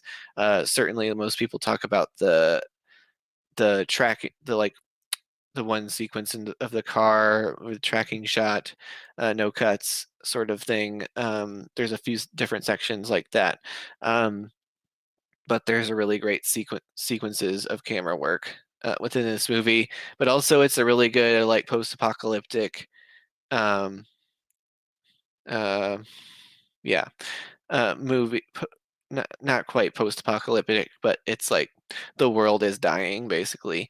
Um, a little bit dystopian because women can't have kids anymore. So it's this journey about trying to find get this one pregnant woman to safety to I don't know. Mm, basically get her to safety and in the hands of people that can be trustworthy with that sort of thing, and all the people that basically die trying to help her. There's a lot of bloodshed in this. It's a um, very brutal like action movie, but it's really interesting. So number 8.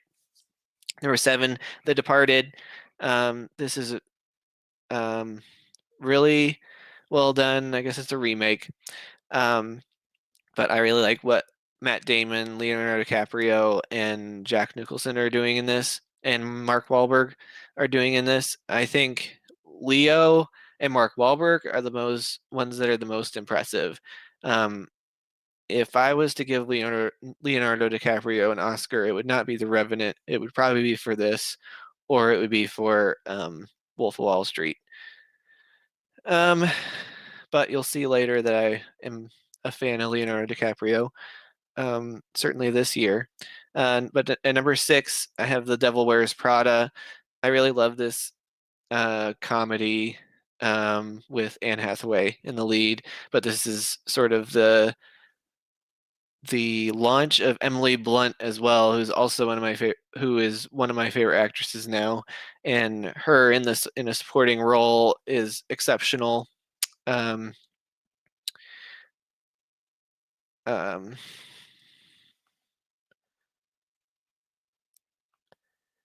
and of course Meryl Streep as um, the very difficult boss of Miranda. She is she's obviously the devil within The Devil Wears Prada, and but she is a great kind of antagonistic boss character that becomes much more three-dimensional as it goes along. But I just really like this movie. Uh, Anne Hathaway's character goes on a lot of trials and tribulations as this woman's assistant, and but also kind of finds herself some success within that as well. And what does that success get her, and what does she leave behind and forget about? And she does have this really annoying boyfriend that is mostly just whiny, and I can somewhat understand where he's coming from, but I don't like how it's portrayed in this movie. That's maybe the one weak point within the movie, but there's so much great stuff to enjoy other than that I don't care. Number 5 is The Prestige. Um, yeah, just the way the uh, Nolan really frames out that like charts out this story as like different parts of a magic trick um, is really what makes this movie brilliant. Um, he even tells you exactly what he's doing, and you don't really understand it, which of course is the art of a magician. Kind of the misdirect is like everything's right in front of your face, you just aren't necessarily looking. Um, and The Prestige is really a really clever movie. Uh, Number 4 is Little Miss Sunshine. This is a great family comedy. It's very weird and strange about um, getting Abigail Breslin to um, a young girls beauty pageant, and like basically her family that goes along on the trip to get her there, and it's just this bunch of scenes of hijinkses and this quirky family, and I don't know, basically her journey in this competition as well, and kind of the weirdness of that world. And I don't know, Little Miss Sunshine is a very good movie. um, it's very highly regarded for a reason. Number 3 is Casino Royale. This is one of my favorite James Bond movies. I'm not a huge James Bond fan in general, but this is definitely one of the best ones that I've seen. And this is definitely the best Daniel Craig um, Bond movie. Um, I just think uh, each chapter of the story really well done. The action scenes are great. The villain of Mads Mikkelsen is really uh, well done too. The torture scene, and of course, the real highlight of this movie is Ava Green as the love interest. I guess you call her the his sidekick within it. Um, she's amazing. Uh, this is maybe another beginning of a crush, crushing on an actress was Ava Green in this movie because every movie I see her in, I'm magnetically drawn to her, even if it's not a good movie. She's amazing. Number two is Blood Diamond. Um, this is one of my favorite movies ever. I'm I feel a little guilty in saying that. I really love Leonardo DiCaprio in this movie. I really love Jaimon Hansu in this movie. Jaimon Hansu giving a really amazing performance, honestly. Jennifer Connelly is good in a supporting role as well. Um, and Imhotep from The Mummy makes an appearance in this movie, which is pretty fun. Um, but Blood Diamond is about like conspiracy and war. It's about child soldiers and blood diamonds and uh, smuggling and lots of seedy underbelly of like conflicts within Africa and Europeans exploiting those things as well, which is wonderful, right? But I really like what Blood Diamond talks about and uncovers and shows to the world, and I think it's an interesting story. Number one is Pan's Labyrinth, Guillermo del Toro's Pan's Labyrinth. This is a masterpiece. It's perhaps one of the few perfect movies.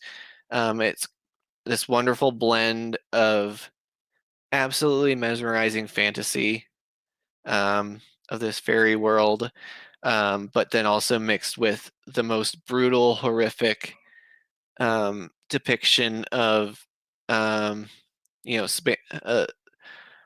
the the Spanish general, I guess, or officer, whatever he is, um, within this movie. It's during the Spanish Civil War with when Franco's in charge. This is, I guess, pre World War II. I think it's supposed to be, um, but it's when Spain's under fascist leadership, and basically how ruthless, um, basically his uh, how ruthless these military people are. Uh, and yeah, this little girl getting wrapped up in both things. And it's this wonderful blend of that brutality and the magic as well. You wouldn't think it's amazing to think that that could be in one movie, but it works brilliantly together in this one. And Del Toro definitely found the balance, that's for sure. Okay, 2007, Across the Universe, is a fun um, movie to basically a Beatles cover soundtrack. I really love I just love the soundtrack for this. The movie's good too, but I love the Beatles covers in this movie, especially the Let It Be, um, is one of the best covers of that song. And there's several other great versions.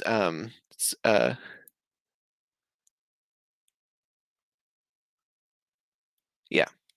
Um, but I really like Across the Universe and the music in it. That's my number 12. Um, Number 11 is uh, REC. Watch this for horror movie makeup this year for my Freak Out with Flags. This is a movie a found footage horror out of Spain. Uh, a found footage zombie horror out of Spain. And it's just a really well done movie. You guys have heard me talk enough about it, but it's my number 11 of that year. Number 10 of that year is Zodiac. Also talked about this movie a good bit.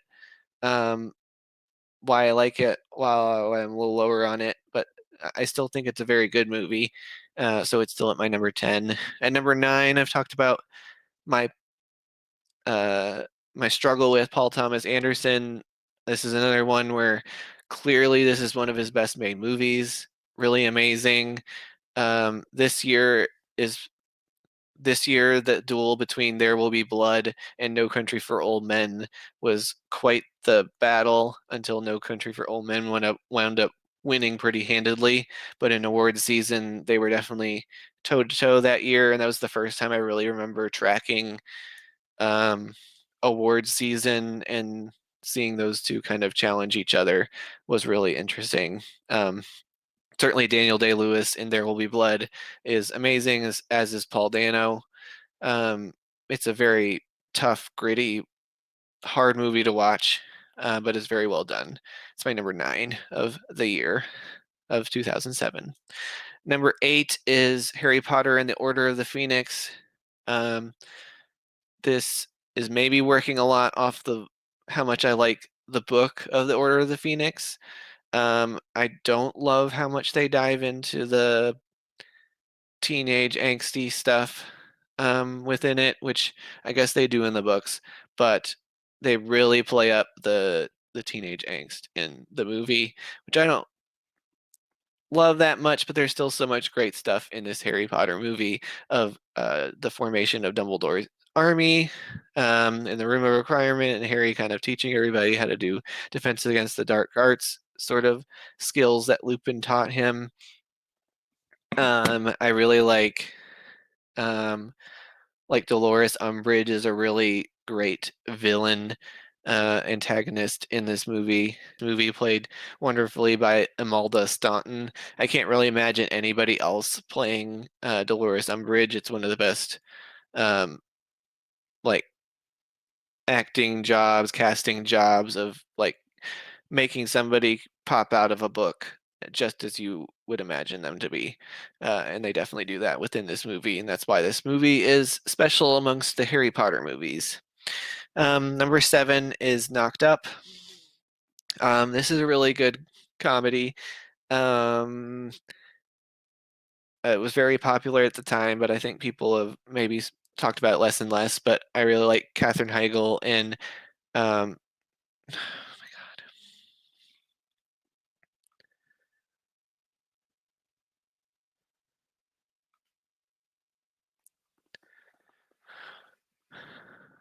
but I really like Katherine Heigl and Seth Rogen within this movie. I love how their relationship and their dynamic, and kind of like her journey through getting pregnant and sort of this like she's out of your league sort of deal. But also they're good with each other too, even though they're kind of terrible to each other at times. They have really like he has really silly friends with you know several people that are cast a lot in Judd Apatow's movies. Um, but this is a Judd Apatow movie that works for me, so it's my number 7. Number 6 is Ratatouille. This is a really great Pixar movie, very lovable story about a rat who just wants to be a chef who loves to cook and has to control a human via his hair underneath his chef's hat to be able to make those things. Um, but it's a really fun little animated story, again by Brad Bird, who does animated movies very well, and Ratatouille is one of those. Number 5 is August Rush.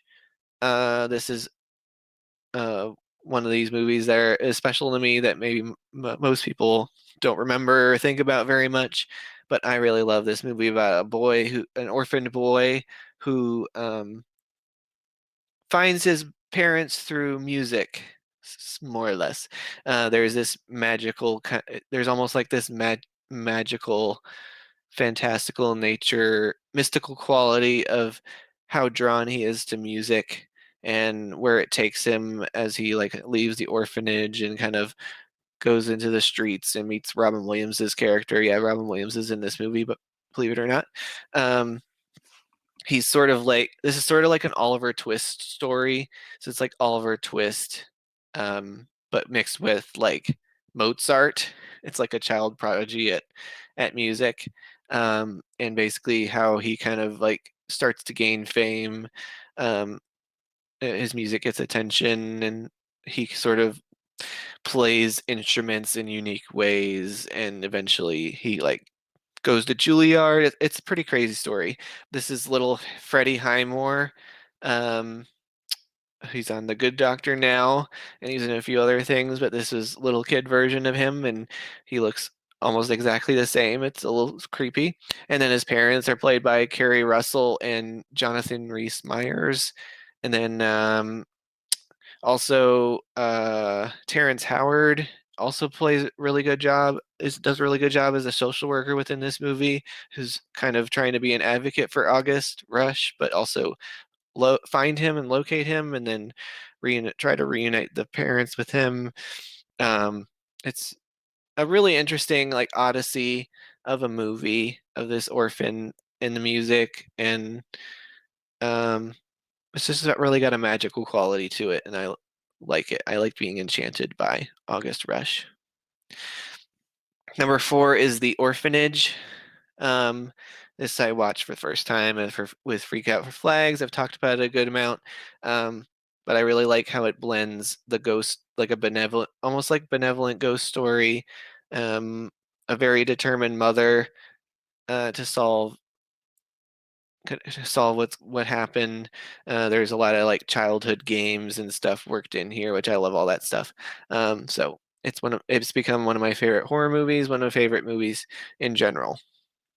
Certainly of 2007 is my number four. Number three is Hot Fuzz. This is my favorite of the Cornetto trilogy Edgar Wright movies, but Hot Fuzz I just really love.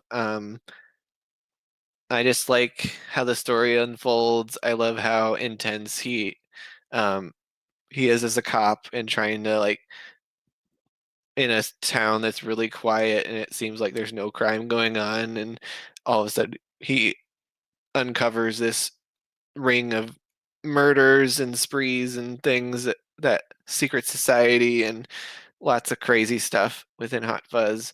But I love all of it. It's great and funny, and yeah, it's my number three of 2007. I talked about There Will Be Blood as one of the award contenders of that year, and No Country for Old Men came out the big winner. This is a Coen Brothers movie. It's my favorite Coen Brothers movie, I think, and also I think it's one of the most brilliantly shot movies ever. Roger Deakins was robbed not getting cinematography for this movie. Um, he didn't get it until Blade Runner 2049, thankfully. Um, and then 27, and then he did it again in 1917. But Roger Deakins, this was his big snub for a long time. Um, because this movie is gorgeous. It's not just the landscapes, but how the frames kind of hold Javier Bardem's most intimidating villain ever in frame, and just how the scenes are staged, where he's um, basically a showdown with people about to kill them, and just the way those scenes are shot back and forth, and um, yeah, mixed with the Wild West wide open vistas is breathtaking. And also the ending with Kelly Macdonald's character is one of the best endings to a movie um, I can think of. There's a little bit of mystery to it, but you're pretty sure what happened. Um, you're maybe not pleased with that being the outcome of things, but you appreciate that's where this movie goes to. Yeah. Number one is Juno. This is one of my favorite movies ever. I love Elliot Page in this performance as Juno, Michael Cera in this movie, Jennifer Garner in this movie, um, uh, Jason Bateman in this movie. This is the screenplay from Diablo Cody. She got the award that year for original screenplay and definitely deserved it. This is one of my favorite screenplays ever. It's also one of my favorite soundtracks to movies. It's a very weird, quirky soundtrack, but I really enjoy it.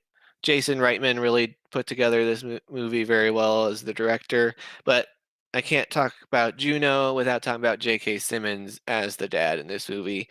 He is an absolutely amazing supporting performance within this movie. It's what like he's amazing in so many supporting performances, but he is um, so great in this movie. All right, in 2008, number 15, The Hurt Locker. Um, this is from Catherine Bigelow. I think it's a really well done war movie about the traumas of war, but also being drawn to there and being almost like a high um, you get used to, or like um, and so when you go to the real world, when Jeremy Renner's character goes to like not real world, but when he goes to back to society, he just can't adjust because he's so used to the high octane and high adrenaline like life of like defusing bombs in the war, and you just can't reset yourself to live a calm life. It's just not how your body works anymore. It's really interesting to tell that story. It's my number 15. Number 14, 27 Dresses. Um, I liked Katherine Heigl during this time of comedies that she had. And I was talking about Knocked Up from the year before, and I really like her in 2008, 27 Dresses.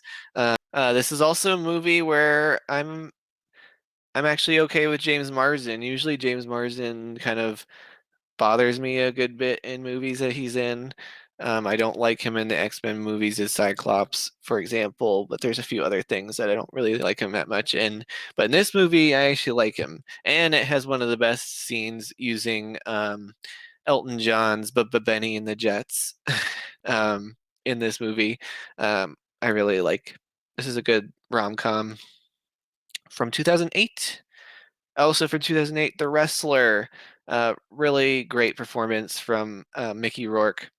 Um, yeah, that's basically it. He's a really great performance in a really hard movie to watch about an aging wrestler and just mm, not being able to let go of his career as a wrestler and kind of like the harm it does to his body and mental stability and things like that. Um, it's a tough movie, but Darren Aronofsky does a really amazing job with it.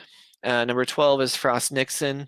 It's a story about the interviews post um, post Watergate, um, the Frost Nixon interviews, and the acting is really great here. Frank Langella as Nixon is really amazing, as is Michael Sheen as Frost in this as well. They're really great playing off each other, and the actual interviews are good, but also the lead up to um, this kind of confrontation is well done as well. It's a really well put together movie. 11 is Ip Man. This is a great martial arts movie. Some of the best fighting choreography I've ever seen in a movie. Um, the sequels are good too, but um, yeah, I really like this martial arts movie. Great fighting sequences. Um, Number 10 is definitely maybe another romantic comedy from the 2000s that I actually like. Um, this is a father-daughter story, but also a father telling it a story about like um, the different women that he had been with and who might actually be her mother. One of them might actually be their mother, so it's a little bit of like a Mamma Mia sort of thing, but not. Um, and Elizabeth Banks and Isla Fisher and Rachel Weisz are really good in this movie. Um,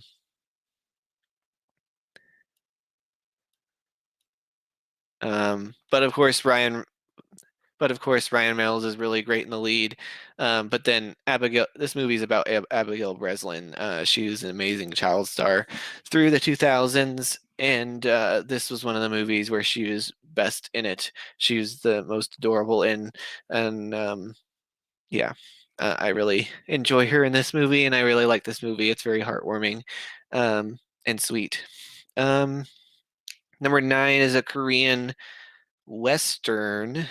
The Good, the Bad, and the Weird.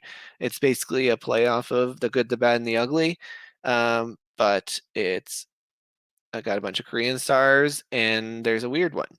It's just a really cool stylized action movie out of Korea, and I like how it plays off of The Good, the Bad, and the Ugly tropes as in Western, like um, the tropes of like American Westerns as well. So it does do a little bit of parody, I guess, or at least homages. I don't like. It is homage at times, but then sometimes it is kind of playing into tropes as well. So number 9 is The Good, Bad, and Weird. Number 8 is Iron Man. This launched the MCU. It's a landmark movie just for that reason, but it's also a really good superhero movie.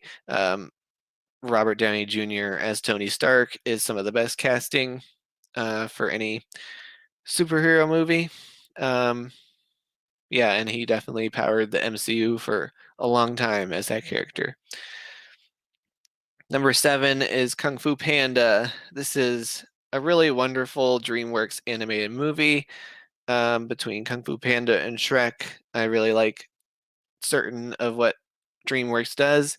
And Kung Fu Panda is definitely one of the best series. Oh, and of course, How to Train Your Dragon is also really great, but we don't get to that until the 2010s. But Kung Fu Panda is a really great movie. Jack Black voices Po the panda, and then he's basically being trained by these martial artists. Yeah, it's pretty crazy.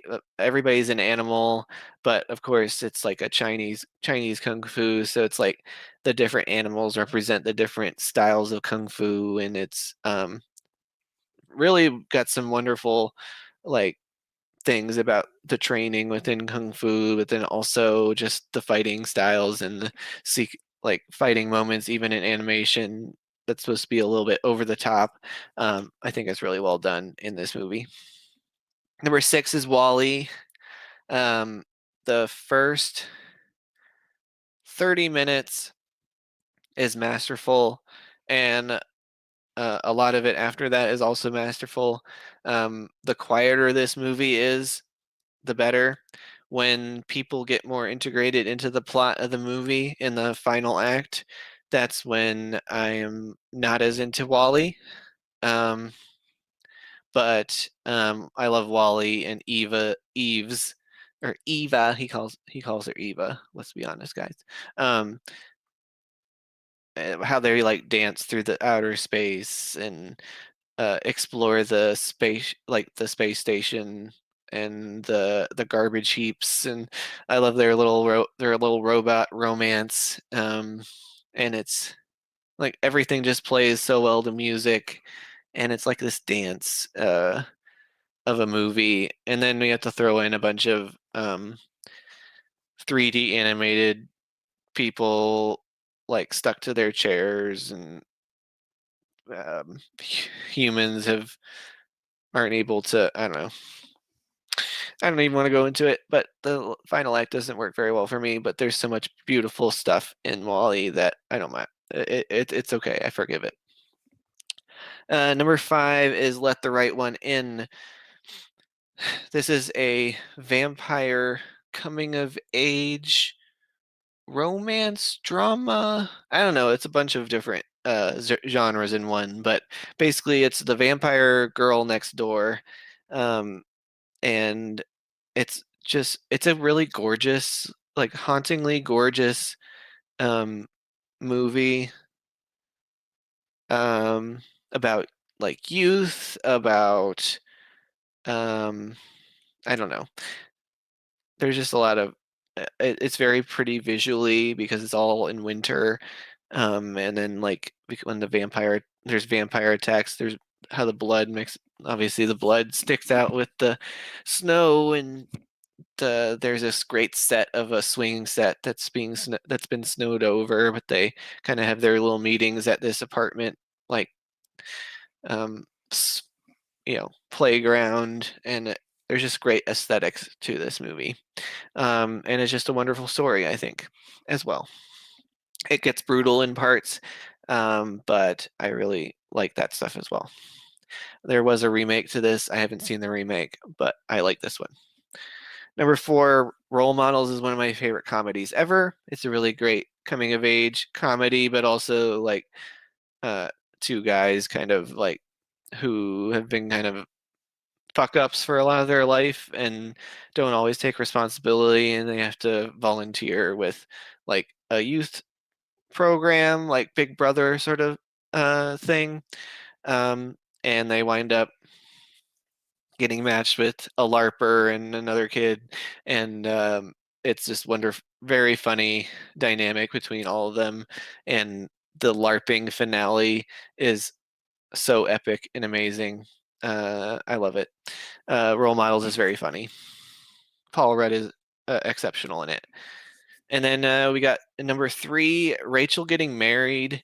This is a movie I stumbled upon last couple years, but as soon as I saw it, it's one of my favorite movies, like period.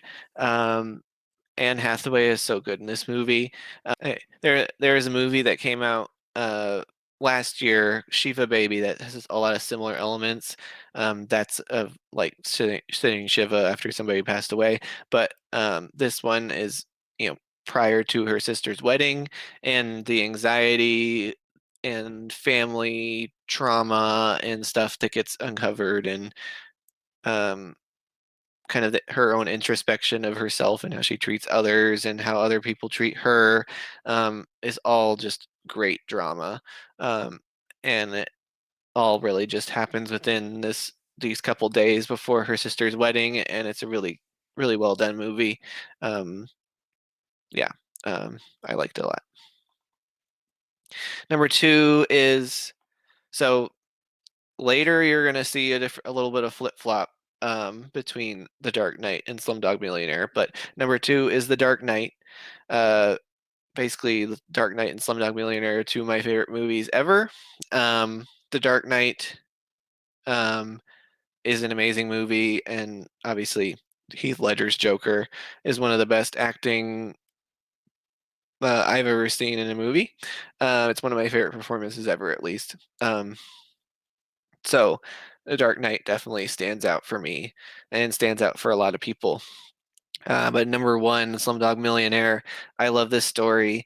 I love being transported into this coming of age story about a kid growing up in the slums of India, and basically his own little odyssey of growing up and going from chapter to chapter and learning things, and also the obviously the framing device is of him like being part of this Who Wants to Be a Millionaire competition, and basically how um, the questions line up through the different chapters that tell his story, and just how that they kind of fuse those things together. Plus, also there's this wonderful like reconnection romance of like him trying to search for his childhood friend for so long, um, in his life, and then finally like being able to be reunited with them, and this sort of like thing you thought was lost forever, you're able to reconnect with, and it's just so beautiful in the final act. Um, yeah, I really love this movie. It's one of my favorites. All right, and then 2009. Number 11. Some of these, this was a weaker year for me, so some of these are less interesting to talk about. But The Time Traveler's Wife is really just a product of me loving Rachel McAdams and the things she's in, and I like her in this movie and kind of what her character goes through by like Eric Bana's character. He's bouncing in and out of their life because he uncontrollably travels through time, but they keep reconnecting and fall in love and whatever. But I like how her character kind of like, it's like her whole life has been has been touched by this person, and how she kind of handles it, and that progresses, and it's interesting. And I think she does really well in the movie. Number 10, He's Just Not That Into You. It's one of those like crazy ensemble rom-com movies from the 2000s. Um, I like this one mainly just because Jennifer Goodwin is really great in her part of the movie. Some of the other parts I don't care about as much, but she's so good in this movie and so adorably cute and endearing, and you just root for her. Uh, Trying to date Jake Long, Justin Long, excuse me, is interesting. Um, yeah. Plus, I also really like ScarJo, and even though her character in this is a little uh, bit not great, um, at the time I was really into Scarlett Johansson, so I like her in this movie. I mean, I like her in this movie, and yeah. Number 9 is Up. I'm also a little, I'm definitely lower than a lot of people on this movie. I'm definitely one of those people who feels like the first half of this movie is the only thing worth recognizing. Uh, Obviously, the 20-minute prologue opening is obviously a masterpiece. But then a little bit of the follow-up is really good too. I like kind of it setting him up as this kind of crotchety old man, and the first introduction with him with the kid, and obviously the imagery with the balloons lifting the house is pretty iconic. And even the first little bits of parts where they're adventuring in the new place. But as the second half keeps going, it just gets so ridiculous and bonkers, and I don't like the villain very much. And yeah, it just gets out of control, and I feel like it loses the emotional power as the movie goes along. It tries to bring back around to it with like him remembering Ellie, and that's why he's going on this adventure. Um, but I don't know. I don't think it sticks the landing. This is the year of movies titled Up, and this is certainly a movie worth recognizing in the year, but I definitely have some issues with it. But it's my number 9 still from that year. Number 8 is I Love You Man. This is another comedy I like from the 2000s. This is Paul Rudd and Jason Segel, basically a bromance comedy. It's very funny how people are pushing them together to form this like friendship. Because pretty much Paul Rudd's character just needs a friend. He has a girlfriend, he has a successful job and life and whatever, but he doesn't really have any friends. So he stumbles across friendship with Jason Segel's character, and they love Rush, and they jam out all the time, and I don't know. It's a really interesting comedy, definitely a unique creature. It's my number 8 of 2009. Number 7 is Sherlock Holmes, the Guy Ritchie Sherlock Holmes movie with Robert Downey Jr. as Sherlock Holmes. Certainly, this is a little bit more of a uh, different kind of Sherlock Holmes that Robert Downey Jr. is playing. He's definitely aloof and like eccentric, but he's um, he's obviously Robert Downey Jr., so he's a little bit more magnanimous in that. Whereas other versions of Sherlock Holmes, he'll be a little bit more standoffish or like antisocial in a different way than he is in this one. But he's a very good actiony Sherlock Holmes. Rachel McAdams again is in this movie, and she's amazing as Irene Adler. So there's a lot of good stuff in Sherlock Holmes. This version of Sherlock Holmes. Number 6 is Zombieland. This is a very fun zombie comedy. Definitely plays off tropes of zombie horror. Um, I love the rule, like Jesse Eisenberg's character's rules. Emma Stone is in this. Abigail Breslin is in this. Woody Harrelson is in this. I love how they all have names of the states they were from, or where they came from. That's always fun. The sequel is not quite as good as this, but I enjoyed the sequel too. Um, but I really like this first Zombieland movie. I came to it a little later, but I've watched it a few times now, and I really like this movie. Number five, just Fantastic Mr. Fox. This is one of my favorite Wes Anderson movies. Um, this is a animation, stop motion animation movie. This is the first one of Wes Anderson where he delved into that. He also did Isle of Dogs, of course, a little bit after that, which is the same similar style. Um, the animation is definitely a highlight, but like it's interesting because the same sort of production design patterns that he has in live action movies, he has in Fantastic Mr. Fox 2. It's just using little like stop motion animated animals in it instead of people, and it's wonderful. It's what Wes Anderson was meant to do, and it's definitely one of his best. Number four is another stop motion animated movie, is Coraline. This is an amazing movie. It's from a Roald Dahl book. This is a Henry Selick movie, um, and I really enjoy what he does in directing stop motion animation, and certainly in Coraline is very good. I love the twist within the movie and kind of like the mirror worlds, so to speak, and kind of like the horror elements of the story. It's just a really cool little horror adventure in stop motion, and I think it's really good. Number three is Up in the Air. It's the other Up title from the year. And Up in the Air is really a good movie. Um, George Clooney plays a person who goes around the country. Basically, he's a consultant that specializes in firing people for companies, and basically does this whole spiel to like make the firing process easier, but also just so that the bosses don't have to deal with it. And they give him little pamphlets and whatever of um, how to move on from being fired and things like that. So it's interesting. But he also has this apprentice,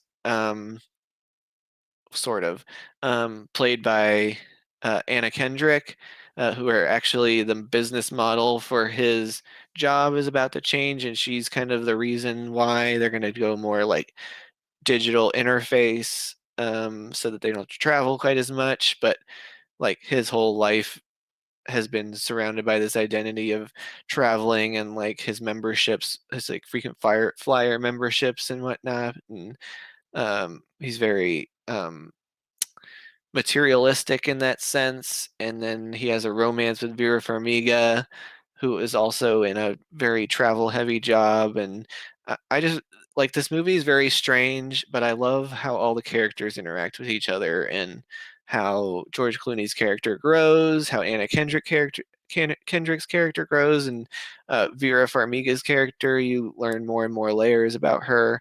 I just think it's a really well done movie, again by Jason Reitman. Um, so Juno and Up in the Air are two of my favorite movies from the 2000s. Um, he's certainly a director I enjoyed at this time. Number two is Inglourious Basterds. This is my favorite Quentin Tarantino movie. The opening sequence with Christoph Waltz in the cabin is one of the best scenes ever put to film, one of the best villain performances ever, certainly within that scene, but just in the movie in general. Um, so good. The movie's um, more than that scene, but really you just get more scene after scene after scene that's staged so brilliantly, and great villains, great heroes, great um, just writing in general. And when it needs to get bloody and violent and whatever, it knows how to get that way too. And it's very entertaining. And number one is Avatar. Um, this is one of my big movies that I stand up for. I love the first Avatar. It's my favorite James Cameron movie. Um, I love that the new one came out, and I loved being transported back to Pandora. Um, I was a little skeptical about a 13 years later sequel of Avatar. To be honest, like as much as I love Avatar, didn't think I needed a new one, but I love The Way of Water, and I love this one. So maybe Pandora is a place I'm willing to live for at least a few more movies for James Cameron. Um, I still like this one best, even though the story is a little cookie cutter. Is borrowed from other things, similar to other things. I like a lot of those stories. Um, I've talked about this a little bit before through these different series, um, but I think the story is more cohesive in this one. I like Jake Sully's kind of journey of yeah, learning the ways of the Navi, and yeah, I just love exploring this world and exploring these people, and I love when they get to fight back against the baddies, the invading the the invaders, I guess, whatever.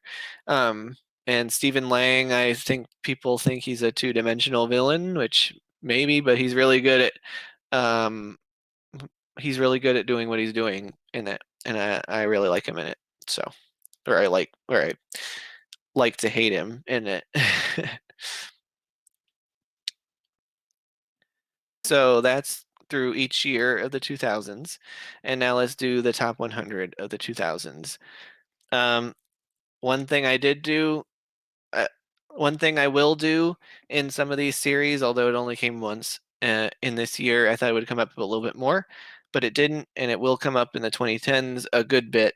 But now that we're getting into the birth of franchises, if I'm very close with a bunch of the movies within a franchise and I like them all equally, I will like merge them all and use one movie as the entry for the grouping. And I'll let you guys know when I do that, when a certain movie is representing not just it, but the rest of them. But I will be doing that in the 2000s, in this 2000s list, but then also definitely I'm going to be doing it in the 2010s at least a few times. Um, all right, at the number 100 spot, we have Saw, 99, Sin City, 98, Final Destination. Number 97 is Zombieland. Number 96 is Kiss Kiss Bang Bang. Number 95 is X2, X-Men United. Number 94 is There Will Be Blood. Number 93, A Knight's Tale. 92, Almost Famous. 91, Brokeback Mountain. Number 90, Oh Brother, Where Art Thou? Number 89, Sideways. 88, Aaron Brockovich. 87, Harry Potter and the Order of the Phoenix. Number 86, Shrek 2. I forgot to slide it into a previous year, but it should be there. Shrek 2 would be in 2004. Um, so it would have been slide into that year of 2004. Number 85 is The Princess Diaries. Number 8, yeah, 85 is The Princess Diaries. Number 84 is Underworld. 83 is Shrek, the first one. 82 is in 81 we got a string of Spielberg movies. We got Catch Me If You Can and Munich back to back. At number 80 we have Hotel Rwanda. 79 we have Ip Man. 78 Amelie.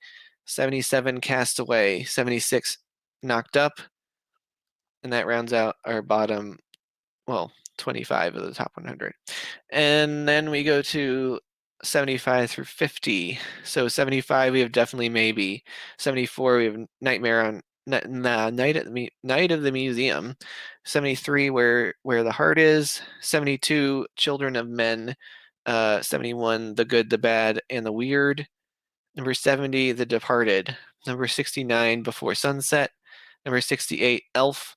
Number 67 Shaun of the Dead. Number 66 Ratatouille. Number 66, Spider-Man 2. Number 64, Iron Man. We got a little bit of a run of superhero movies there.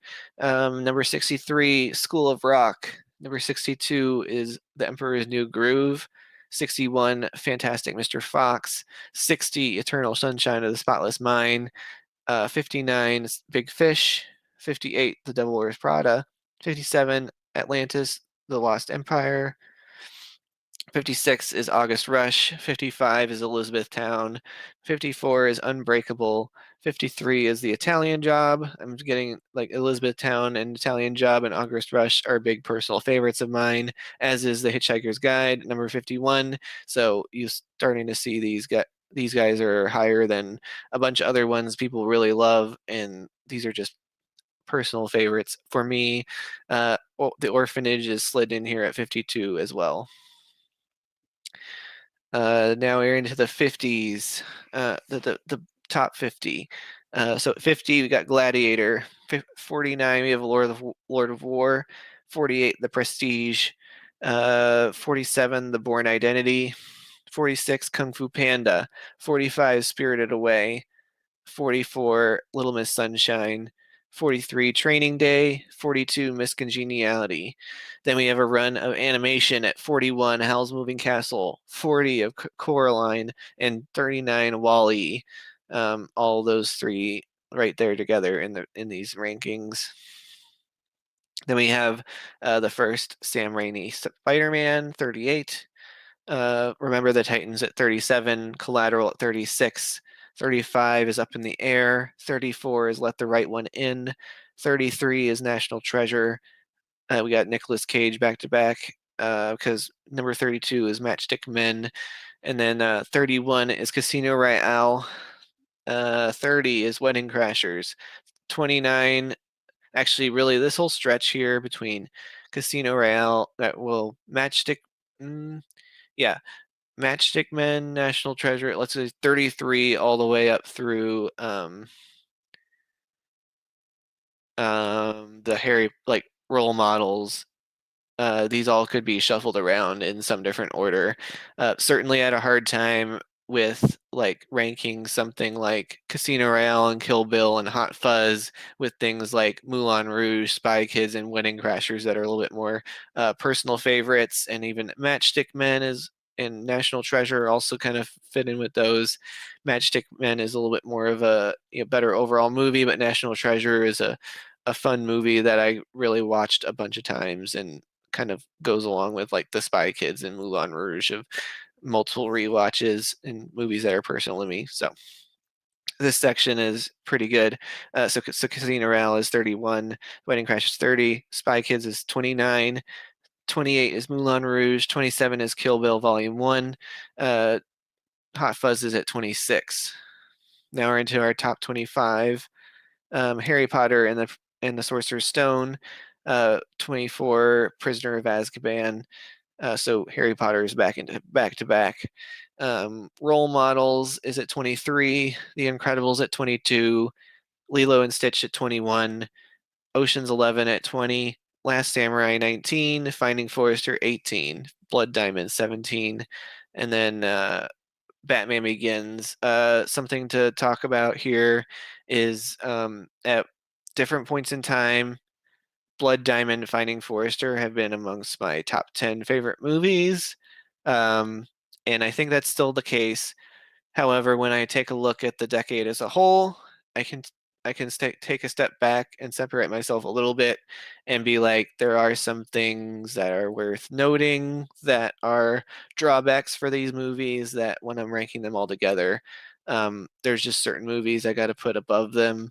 Um, and I certainly also can't quite justify giving 5 stars to Last Samurai is a little bit similar as well in that case. But yeah, then we get into Batman Begins at number 16, and number 15 is Inglourious Bastards. Those round out my 4.5 stars, and then we're into the fives. At number 14, we got Monsters Inc. 13, Rachel Getting Married. 12, Crouching Tiger, Hidden Dragon. 11, Pirates of the Caribbean, Curse of the Black Pearl. 10 is Avatar. 9 is Finding Nemo. 8, City of God. 7, No Country for Old Men. 6, Lost in Translation. 5, Juno. 4, Slumdog Millionaire. And you notice that Slumdog Millionaire is below Dark Knight this time. Number 3 is Pan's Labyrinth. And number 2 is The Dark Knight. Before I go to number 1, I'm going to talk about Slumdog Millionaire and Dark Knight. The Dark Knight is a much bigger movie than Slumdog Millionaire. It Christopher Nolan's Batman trilogy was huge at the time, and I just think that whenever I do rankings like these, I try to incorporate not just my own preference, but also the legacy of the movies and like how important they were and how influential they were and part of the cultural zeitgeist or whatever you want to call it. And Dark Knight was definitely huge, and Heath Ledger's performance as Joker was huge.